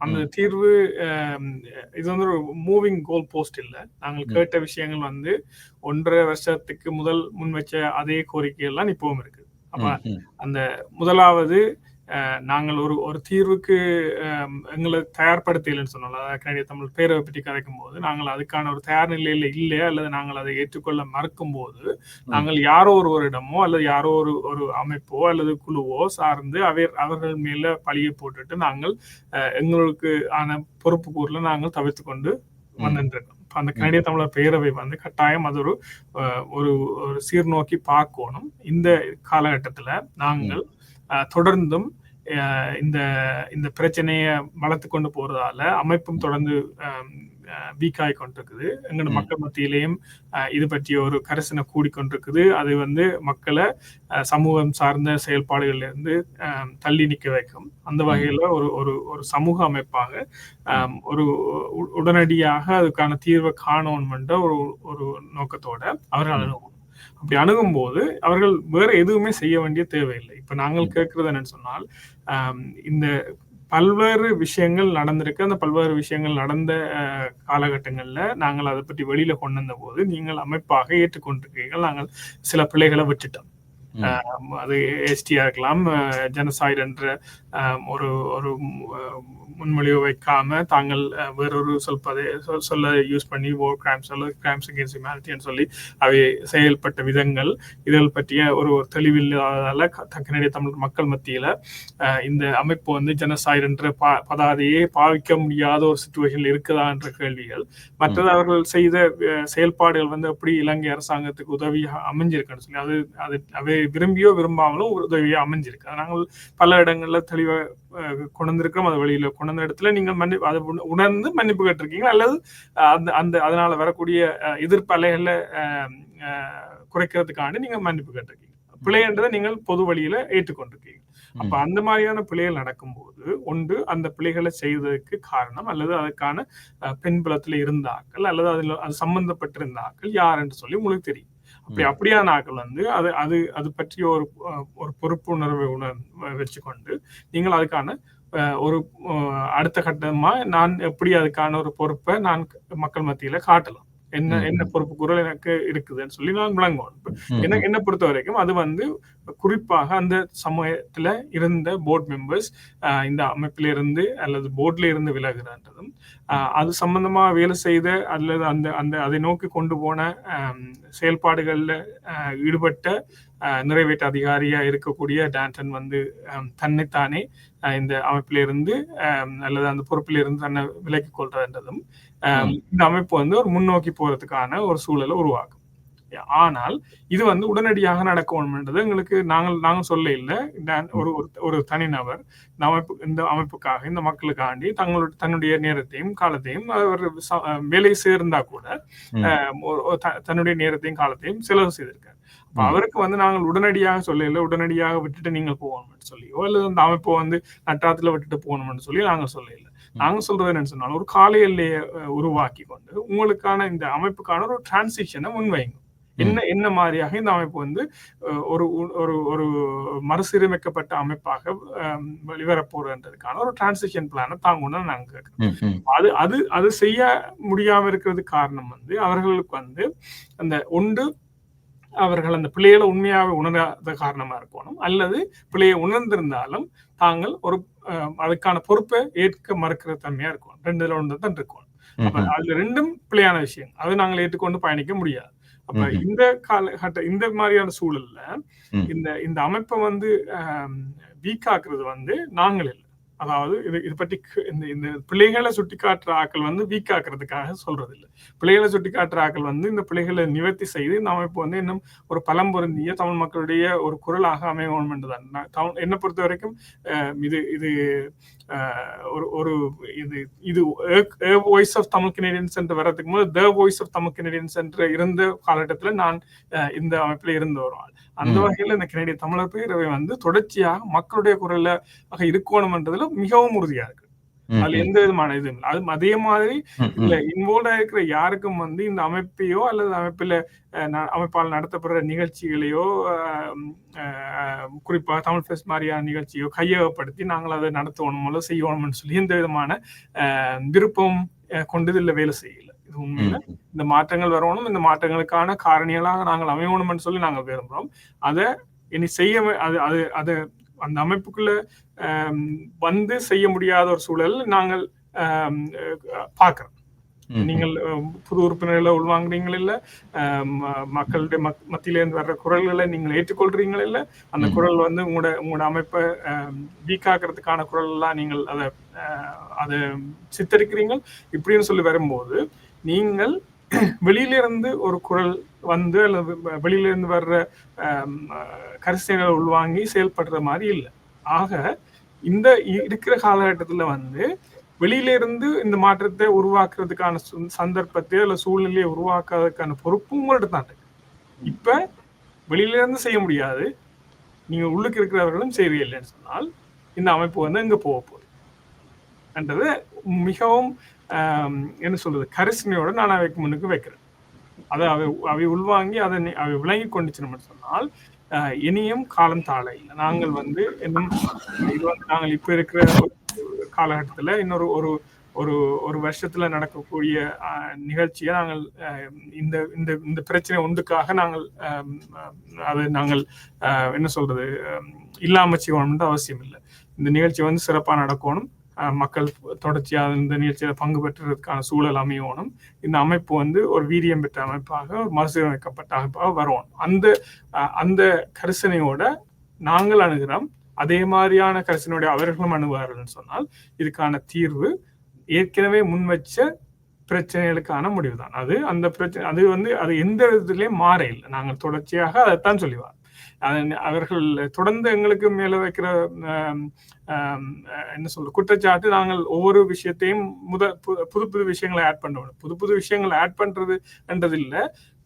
நீங்கள் காலம் போக போக உங்களுக்கு நடக்கிற கணக்கு பிரச்சனைகள் வெளிவந்து கொண்டே இருக்குது. நாங்கள் முதல்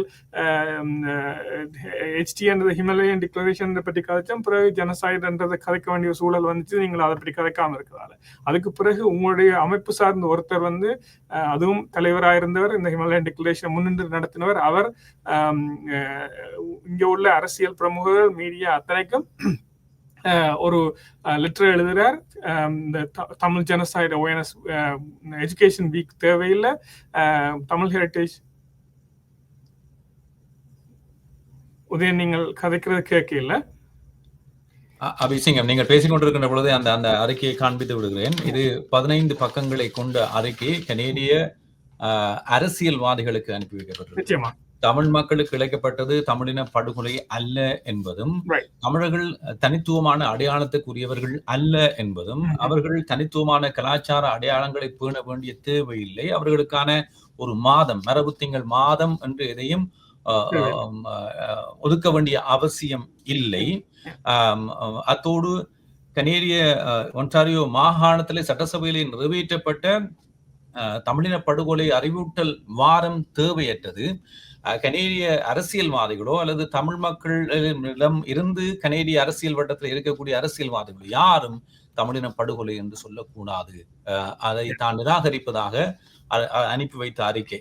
நாங்கள் 2009ஆம் ஆண்டுக்கு பிற்பட்ட காலத்தை நாங்கள் பார்ப்போம். அதுக்கு முற்பட்ட காலத்திலிருந்து இதுவரையான காலப்பகுதியை பார்ப்போமாக இருந்தால் 2009 போர் உச்சம் பெற்ற காலப்பகுதிகளிலே முழங்காலிட்டு நாடாளுமன்றத்துக்கு முன்பாக, கனேடிய நாடாளுமன்றத்துக்கு முன்பாக மக்கள் ஓலமிட்டதை நாங்கள் பார்த்திருக்கிறோம். அப்போது யாரும் வெளிவரவில்லை. ஜாக் லேட்டன் என்ற ஒரே ஒரு நாடாளுமன்ற உறுப்பினர் தவிர வேறு யாரும் வந்து பேசவில்லை.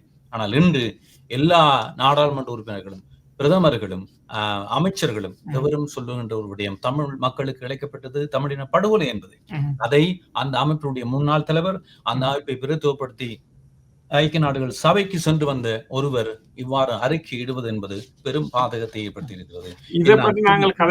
கூட்டு சார்பாகவோ அல்லது என்சிசிடி சார்பாகவோ நான் பேசவில்லை. ஒரு ஊடகவியலாளனாக, ஒரு தமிழ் மகனாக அதை தெளிவுபடுத்த வேண்டிய தேவை இருந்தது. அதற்காக காண்பித்திருக்கேன். இதை பத்தி நாங்கள் அந்த செய்தி வெளிவரும் போது இதை பற்றி கதைக்கிறன்றது நாங்கள் கோல் போஸ்ட மூவ் பண்றதுன்றது இல்லை, அல்லது புது ஒரு கோரிக்கையை முன்வைக்கிறன்றது இல்லை. இது அந்த செய்தி வந்தது, அந்த செய்தி தெரிஞ்ச பிறகு எங்களுக்கு செய்தி தெரிஞ்ச போது எங்களுக்கு எவ்வளவு ஷாக்கா இருந்ததோ அதே மாதிரி அதை விட இன்னும் அதிகமாக இந்த மக்களுக்காக அட்வொகசி செய்யறேன்னு சொல்ற உங்களுக்கு கனடிய தமிழர் பேரவைக்கு இருந்திருக்கணும். அப்ப நீங்கள் என்ன செய்திருக்கணும்? உண்மையில இந்த மக்களுடைய அடையாளத்தை, மக்களுடைய இனவழிப்பை, மக்களுடைய இந்த இவ்வளவு நாளும் பட்ட வரலாற்று துன்பத்தை உணர்ந்து கொண்டிருந்திருப்பீர்கள் சொன்னால் நீங்கள் ஒரு மக்களுடைய குரலாக அதை நீங்கள் முதல் கண்டிச்சிருக்கோம். இந்த மாதிரியான ஒரு கடிதம் எழுதினது தமிழ் மக்களுடைய கருத்து இல்லைன்னு சொல்லி அவர் பப்ளிக்கா இதை ஷேர் பண்ணியிருந்தார். அப்ப அந்த அத்தனை பேருக்கு நீங்கள் அனுப்பியிருக்கணும். நீங்கள் அனுப்பாத எடுத்து நாங்கள் செய்யறோம். தமிழ் ஒரு கனடிய தமிழர் கூட்டாக நாங்கள் அதை செய்தாங்க. நாங்கள் அதை வெளிக்கொண்டு நாங்கள் இப்படி ஒன்று அனுப்பப்பட்டிருக்கேன்னு சொல்லி அதுக்கப்புறம் நீங்கள் என்ன சொன்னீங்களோ அது தனிப்பட்டவரோட கருத்து, நாங்கள் அதை பற்றி கதைக்க விரும்ப இல்லை. நீங்கள் எப்படியே சொல்ல முடியும்? நீங்க ஒரு மக்களுடைய பிரதிநிதிகள் சொல்லி மக்களுடைய அட்வொகசிக்கான ஒரு ஆர்கனைசேஷன் சொன்னாலும் அப்படி அதை சொல்ல முடியும். நீங்கள் அதை செய்திருக்க வேண்டும். அதை நாங்கள் செய்யும் போது நீங்கள் சொல்ல முடியாது நாங்கள் புது கோரிக்கைகளை முன்வைக்கிற வேண்டும். அதே மாதிரி தான் அவர் இப்ப தொடர்ச்சியா அடுத்த இரண்டாவது ஒரு கடித பரிமாற்றம் நடந்தது. கனடிய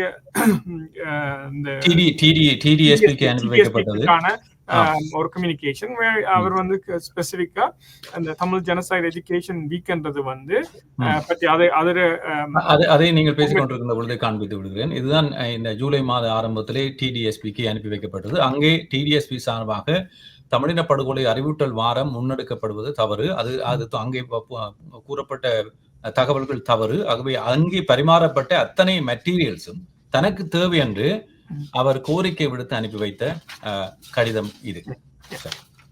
அப்படியான ஒரு விஷயங்களை செய்யும் போது நாங்கள் எப்படி அதை அவர் ஒரு கனடிய தமிழர் பேரவையில தலைவராக இருந்தவர், கனடிய தமிழர் பேரவை சார்பாக ஜிடிஎஃப்ல அங்கம் வகித்தவர், கனடிய தமிழர் பேரவை சார்பாக ஹிமாலயன் டிக்ளரேஷன்ல சைன் பண்ணவர், ஜிடிஎஃப் ஊடாக மஹிந்த ராஜபக்சேவோட நின்று படம் எடுத்தவர் என்ற விஷயங்களை தவிர்த்து கொண்டு நாங்கள் எப்படி அந்த விஷயத்தை கதைக்கிறோம். சரி, அப்ப நான் வேறு ஒரு அறிக்கையை காண்பித்து விட்டேன். சரியான அறிக்கை இங்கே இருக்கிறது. சரி, தேவைப்பட்டால் எவர் கேட்டாலும் கொடுப்பதற்கு நாங்கள் தயாராக இருக்கிறோம். அப்படின்னு சொல்லி வரும்போது இது ஒரு புது கோரிக்கைகளை நாங்கள் முன்வைக்கல. நாங்கள் கேட்கிறது இந்த விஷயங்களை எல்லாத்தையும் விளங்கி கொண்டு அதை இந்த விடயங்கள் இனியும் நடக்காமல் இருக்கிறதுக்கான ஒரு இன்ஃப்ராஸ்ட்ரக்சரல் சேஞ்ச். அதாவது நாங்கள் கேட்கறது 3 ஸ்டாண்டிங் கமிட்டிஸ் தான் முதல்ல இருந்து கேட்கிறோம். ஒரு கனடிய தமிழர் சார்ந்து வேலை செய்யற விஷயங்கள்ல ஒரு ஸ்டாண்டிங் கமிட்டி, இலங்கை சார்ந்து வேலை செய்யற ஒரு ஸ்டாண்டிங் கமிட்டி, மற்றது மூன்றாவது உங்களோட கவர்னன்ஸ் சார்ந்து அது ஒரு ஸ்டாண்டிங் கமிட்டி. இதுல இருந்து எல்லாத்துல இருந்தும் இறங்கி நாங்கள் கடைசியில ஒரு ஒரு இமீடியட்டா நாங்கள் செய்யக்கூடிய ஒரு ஒரு ஒரு ரிஃபார்ம் கமிட்டிக்கு, இண்டிபெண்டன்ட் ரிஃபார்ம் கமிட்டி கூட நாங்கள் ஏற்றுக்கொண்டு பயணிக்கிறது தயாராக இருக்கும். என்னன்னு சொன்னால் இந்த பிரச்சனை வந்து தொடர்ச்சியாக போக முடியாது. அதனால ஒரு முடிவு கொண்டு வரும் என்ற ஒரு கட்டத்துல நாங்கள் அதை கூட நாங்கள் ஏற்றுக்கொண்டு பயணிக்கிறது தயாராக இருக்கிறோம். அதையும் நீங்கள் ஏற்றுக்கொள்ள முடியலைன்னு சொன்னால் உண்மையில நீங்கள் மாற்றத்துக்கு தயார் இல்லை என்று சொன்னால், மாற்றம் ஒன்றே மாறாத ஒன்று. மாற்றத்துக்கு நீங்கள் தயார் இல்லைன்னு சொன்னால், நீங்கள் வந்து இவோல்வ் ஆக ரெடியாக இல்லைன்னு சொன்னால், எல்லா உயிரினங்களையும் மாறி எல்லா அமைப்புகளையும் மாறி நீங்கள் இந்த மக்கள் மத்தியில ஒரு irrelevant-ஆன ஒரு அமைப்பாக மாறுவீர்கள். அதுக்கு முழு பொறுப்பையும் நீங்கள் தான் எடுக்கும். நன்றி அபி சிங்கம் அவர்களே. இந்த நிகழ்ச்சியில் நேரம் காத்திருந்து உங்கள் காத்திரமான கருத்துக்களை பகிர்ந்து கொண்டமைக்கு நாங்கள் ஒவ்வொரு சந்தர்ப்பத்திலே பேசிக்கொள்வோம். உங்களுடைய பணி தொடர வாழ்த்துக்களை கூறி விடை தருகிறோம். நன்றி, வணக்கம். நன்றி, நன்றி உதயன். வணக்கம், வணக்கம். நிறைவாக ரங்கதாஸ் பத்மநாதன், நான் நீங்களும் ஒரு ஊடகவியலாளராகவே எனக்கு இருக்கக்கூடிய பழைய சுமை என்ன என்பது தெரியுமாறான ஒரு நிகழ்ச்சி நடத்துகின்ற பொழுது அதன் காரணமாக உரிமை எடுத்துக்கொண்டு உங்களுடைய கருத்துக்களை நிறைவாக பெற்றுக்கொள்ளலாம் என்பதற்காக காத்திருந்தேன். இப்பொழுது எல்லா தரப்பு கருத்துக்களையும் கேட்டிருக்கிறீர்கள். கனேடிய தமிழர் பேரவைக்கு நாங்கள் அழைப்பு விடுத்தோம், ஆனால் அவர்கள் இந்த நிகழ்ச்சியிலே பங்கு கொள்ளவில்லை. ஆனால் அவர்கள் தாமாக ஏற்கனவே ஊடகங்கள் மற்றும் சமூக வலைத்தளங்களுக்கு கொடுக்கப்பட்ட செவ்விகளை நீங்கள் பார்த்திருக்கிறீர்கள், அவர்களுடைய அறிக்கையை பார்த்திருக்கிறீர்கள். நிறைவாக ஒரு ஊடகவியலாளராக நீங்கள் சொல்ல விரும்புவது என்ன?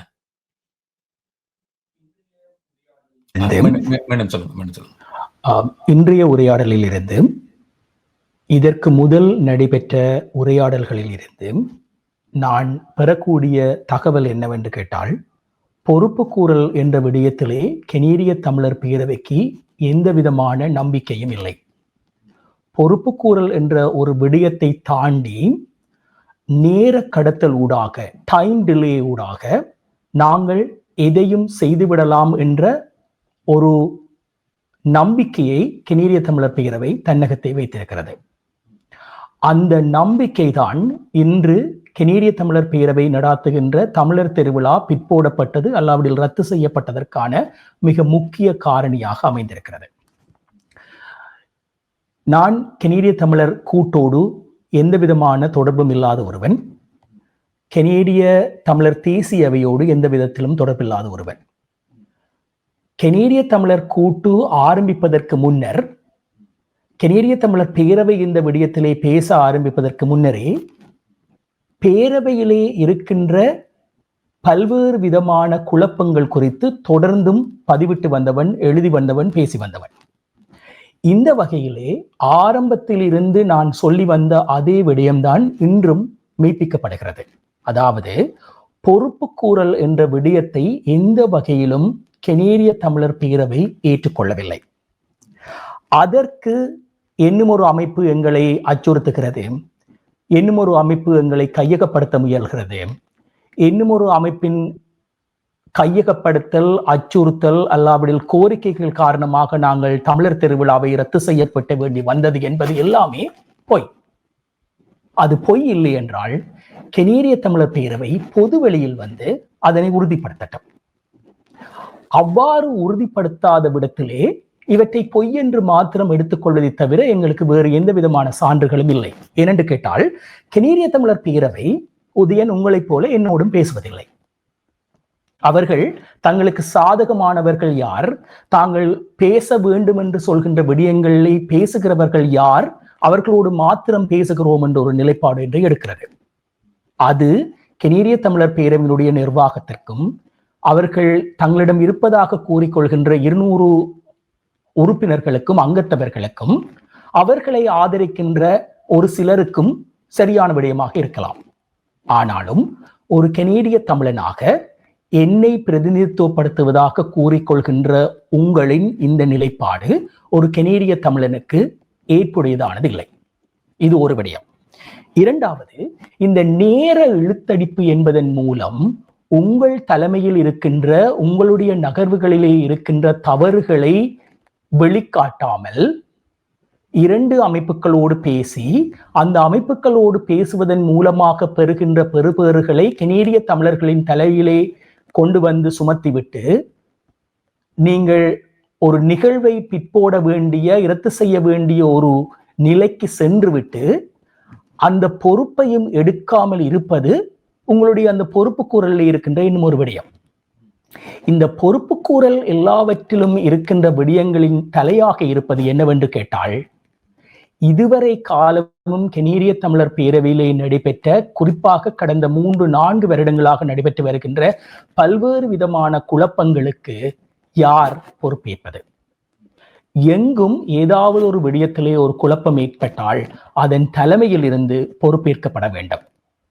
நீங்கள் என்ன செய்தீர்கள் என்றால், அந்த தலைமையில் இருந்து பொறுப்பேற்கப்பட வேண்டும் என்ற விடயத்தை முற்றுமுழுதாக நிராகரிக்கிறீர்கள்.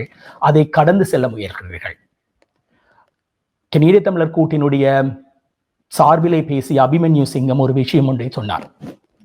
அதாவது, ஒரு கால எல்லையை எடுத்துக்கொண்டு கனேடிய தமிழர் பேரவையினுடைய நிறைவேற்று பணிப்பாளர் பதவி விலக வேண்டும் என்று. அது கூட்டினுடைய கருத்து. அவர்களுக்கு அதுக்கு அனைத்து உரிமையும் இருக்கிறது.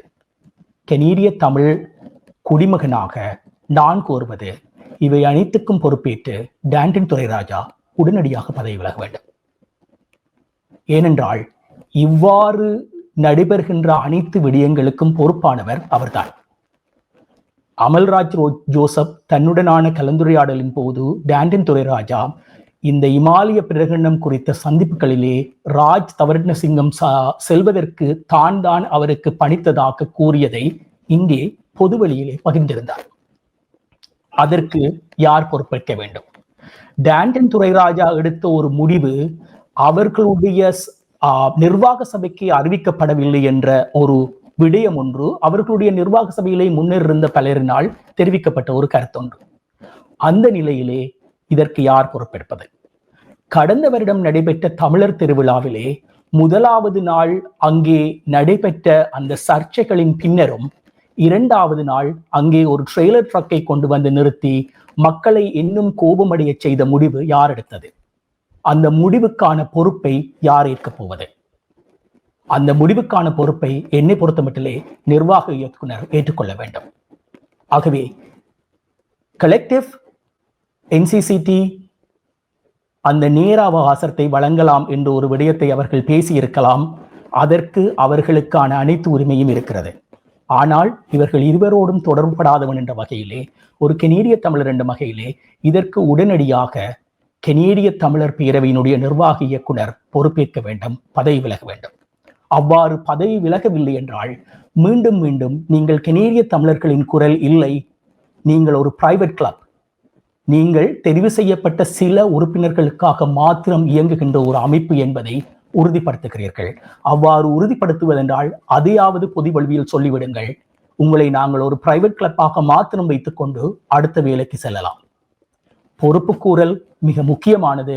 அந்த பொறுப்புக்கூறலிலிருந்து எந்த வகையிலும் நீங்கள் பின்வாங்க முடியாது. அந்த பொறுப்புக்கூறலை கடந்து நீங்கள் எதையும் செய்ய முடியாது. இதுவரை காலமும் கனேடிய தமிழர் பேரவையினுடைய இந்த பின்னடைவுக்கான முக்கிய காரணியாக இருப்பது பொறுப்புக்கூறல், நேர இழுத்தடிப்பு. கடந்த தமிழர் திருவிழாவில் இருந்து இம்முறை நடைபெற்ற தமிழர் திருவிழா வரை ஏறத்தாழ 11 மாதங்கள் நீங்கள் யாரிடமும் பேசாமல் இருந்ததற்கு 2 காரணங்கள். ஒன்று நேர இழுத்தடிப்பு, 2வது பொறுப்புக்கூறல். இறுதியாக உங்களுக்கு பெர்மிட் கிடைக்கவில்லை, சிட்டி ஆஃப் டொரண்டோ உங்களுக்கு பெர்மிட் வழங்கவில்லை என்ற நிலையிலே அந்த பொறுப்புக்கூறலை வேறு ஒருவர் தலையிலே சுமத்துவதற்காகத்தான் நீங்கள் கூட்டுடனும் என்சிசியுடனும் பேசினீர்கள் என்பதை நான் உறுதியாக, நான் அறிந்த தகவல்களூடாக, இங்கே கருத்து தெரிவித்தவர்கள் தகவல்கூடாக அறிந்து கொள்கிறேன். இதற்கான பொறுப்புக்கூறலை யார் எடுப்பது?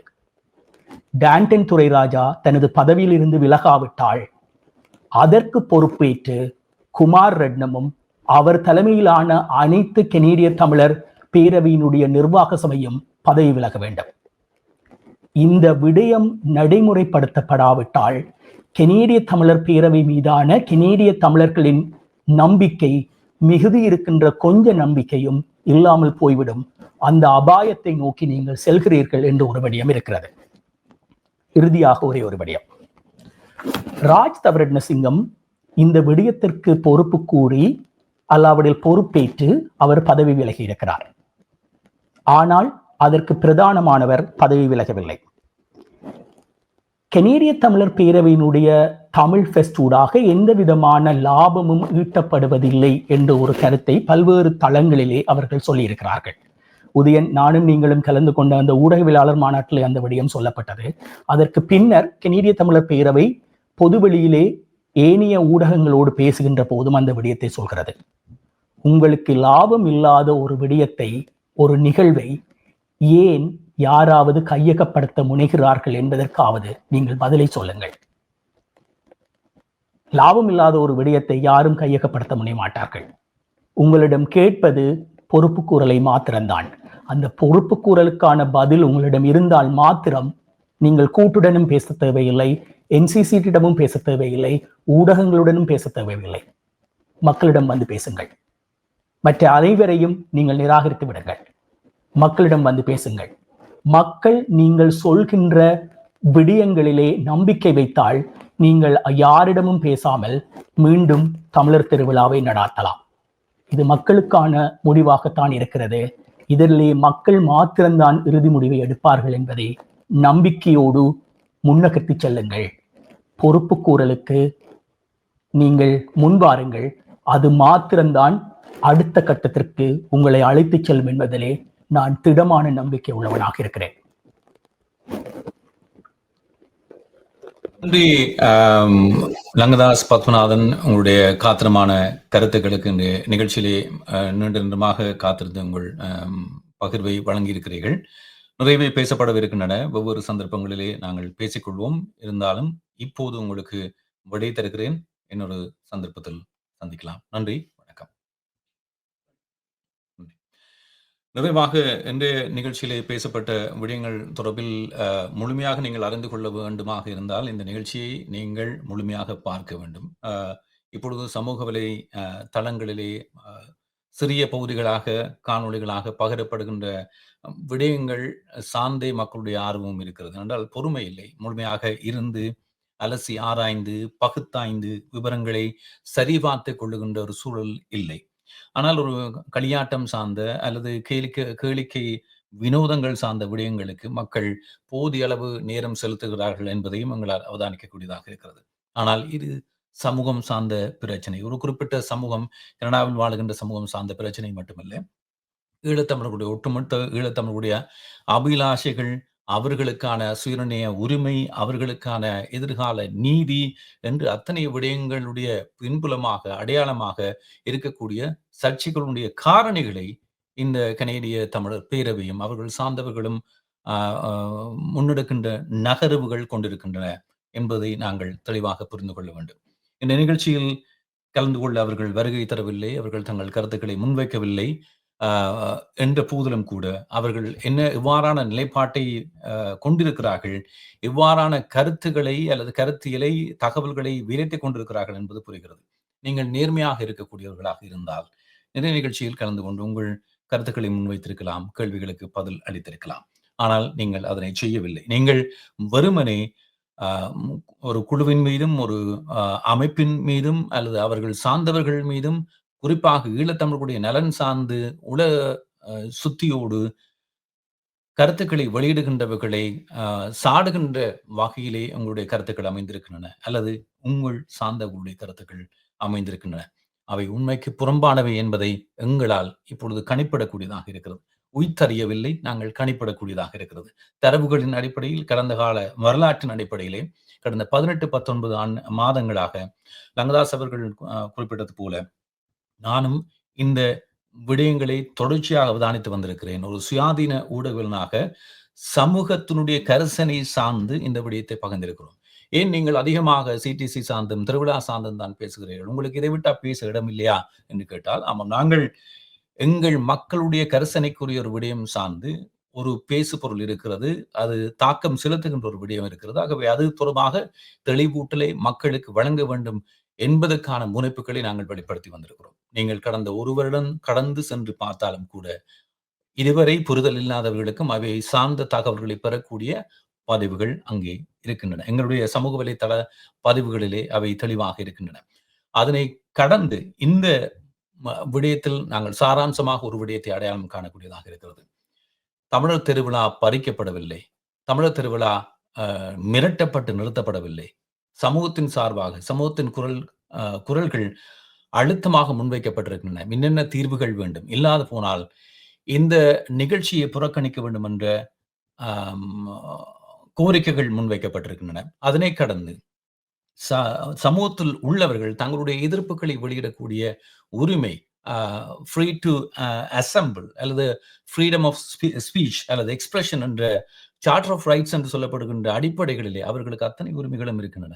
ஆனால் மீளவும் சொல்கிறோம், அந்த இடங்கள் ஏனையவர்களை பாதிக்கக்கூடிய வகையில் ஒரு வன்முறை அடிப்படைகளை கொண்டதாக இருந்தாலோ அல்லது தகாத வார்த்தை பிரயோகங்களை கொண்டதாகவோ அல்லது முட்டையிறுதல் போன்ற கடந்த வருடம் நடைபெற்ற சம்பவங்கள் போன்ற ஒரு சிலருடைய சம்பவங்கள் ஏற்றுக்கொள்ளப்பட முடியாதவை, கண்டனத்துக்குரியவை. ஆனால் மக்கள் ஜனநாயகம் சார்ந்து போராடுவதற்கான வாய்ப்பு இருக்கிறது. அதுக்கு முன்னோடியாக தந்தை செல்வா என்று சொல்லப்படுகின்ற ஒருவர் எங்களுடைய வரலாற்றிலே இருக்கிறார். அவருடைய அகிம்சை போராட்டம் பார்க்கப்பட்டிருக்கிறது. ஆகவே இந்த அடியொட்டியதாக அத்தனை உரிமைகளும், இது ஜனநாயகத்தை மதிக்கின்ற ஒரு நாடு, கருத்து சுதந்திரம் இருக்கிறது. அந்த கருத்து சுதந்திரத்தின் அடிப்படையிலே அவர்கள் இந்த அமைப்பு தவறு செய்திருக்கிறது, அந்த தவறை திருத்திக் கொள்ள வேண்டும், அல்லது திருத்தாது போனால் என்னென்ன விடயங்கள் கடைபிடிக்கப்பட வேண்டும், அந்த அமைப்பு நடத்துகின்ற நிகழ்ச்சியும் புறக்கணிக்கப்பட வேண்டும் என்ற கோரிக்கைகளை முன்வைத்திருக்கிறார்கள். நீங்கள் இதை மிகச் சாதாரணமாக எதிர்கொள்ளலாம், மிக இலகுவாக இதற்கான தீர்வை எட்டிக் கொள்ளலாம். இந்த பிரச்சனைகளுடைய மையப்புள்ளியாக இருக்கக்கூடிய கனேடிய தமிழர் பேரவையினுடைய நிறைவேற்று பணிப்பாளர் பிராண்டன் துரைராஜா அவர்களும், இமாலய பிரகடனம் உட்பட கடந்த கால தவறுகள் இடம்பெற்ற காலப்பகுதிகளிலே அந்த அமைப்பினுடைய நிர்வாக பொறுப்பிலே இருந்தவர்கள் அனைவரும் பதவி துறந்து புதியவர்களுக்கு வழிவிட்டு அடிப்படை உறுப்புரிமையை வழங்குகின்ற அளவில் முழுமையான சீர்திருத்தத்தை வெளிப்படை தன்மையோடு ஜனநாயக அடிப்படைகளிலே மேற்கொள்ளக்கூடிய வகையிலே நீங்கள் செய்வீர்களாக இருந்தால் அடுத்த வாரமே பிரச்சனை தீர்வதற்கான அத்தனை சாத்தியக்கூறுகளும் இருக்கின்றன. அதை யாரும் தடுக்கப் போவதில்லை, யாரும் கேள்வி கேட்கப் போவதில்லை.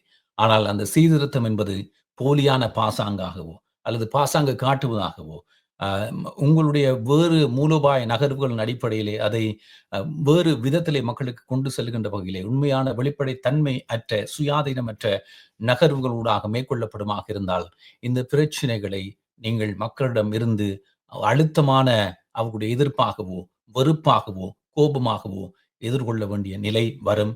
அதை தவிர்ப்பதற்குரிய அத்தனை வழிவகைகளும் உங்களிடம் இருக்கின்றன என்பதை கூறிக்கொண்டு, இவை சார்ந்து மக்கள் பார்வையாளர்களாக மட்டும் இல்லாமல் நீங்களும் கருத்தாளர்களாக வர வேண்டும். அழுத்தமான கருத்துக்களை, சமூகத்திலே ஆரோக்கியமான கருத்துக்களை வெளிப்படுத்த வேண்டும் என்று கூறி இன்றைய நிகழ்ச்சியை நிறைவுக்கு கொண்டு வருகிறோம். நன்றி, வணக்கம்.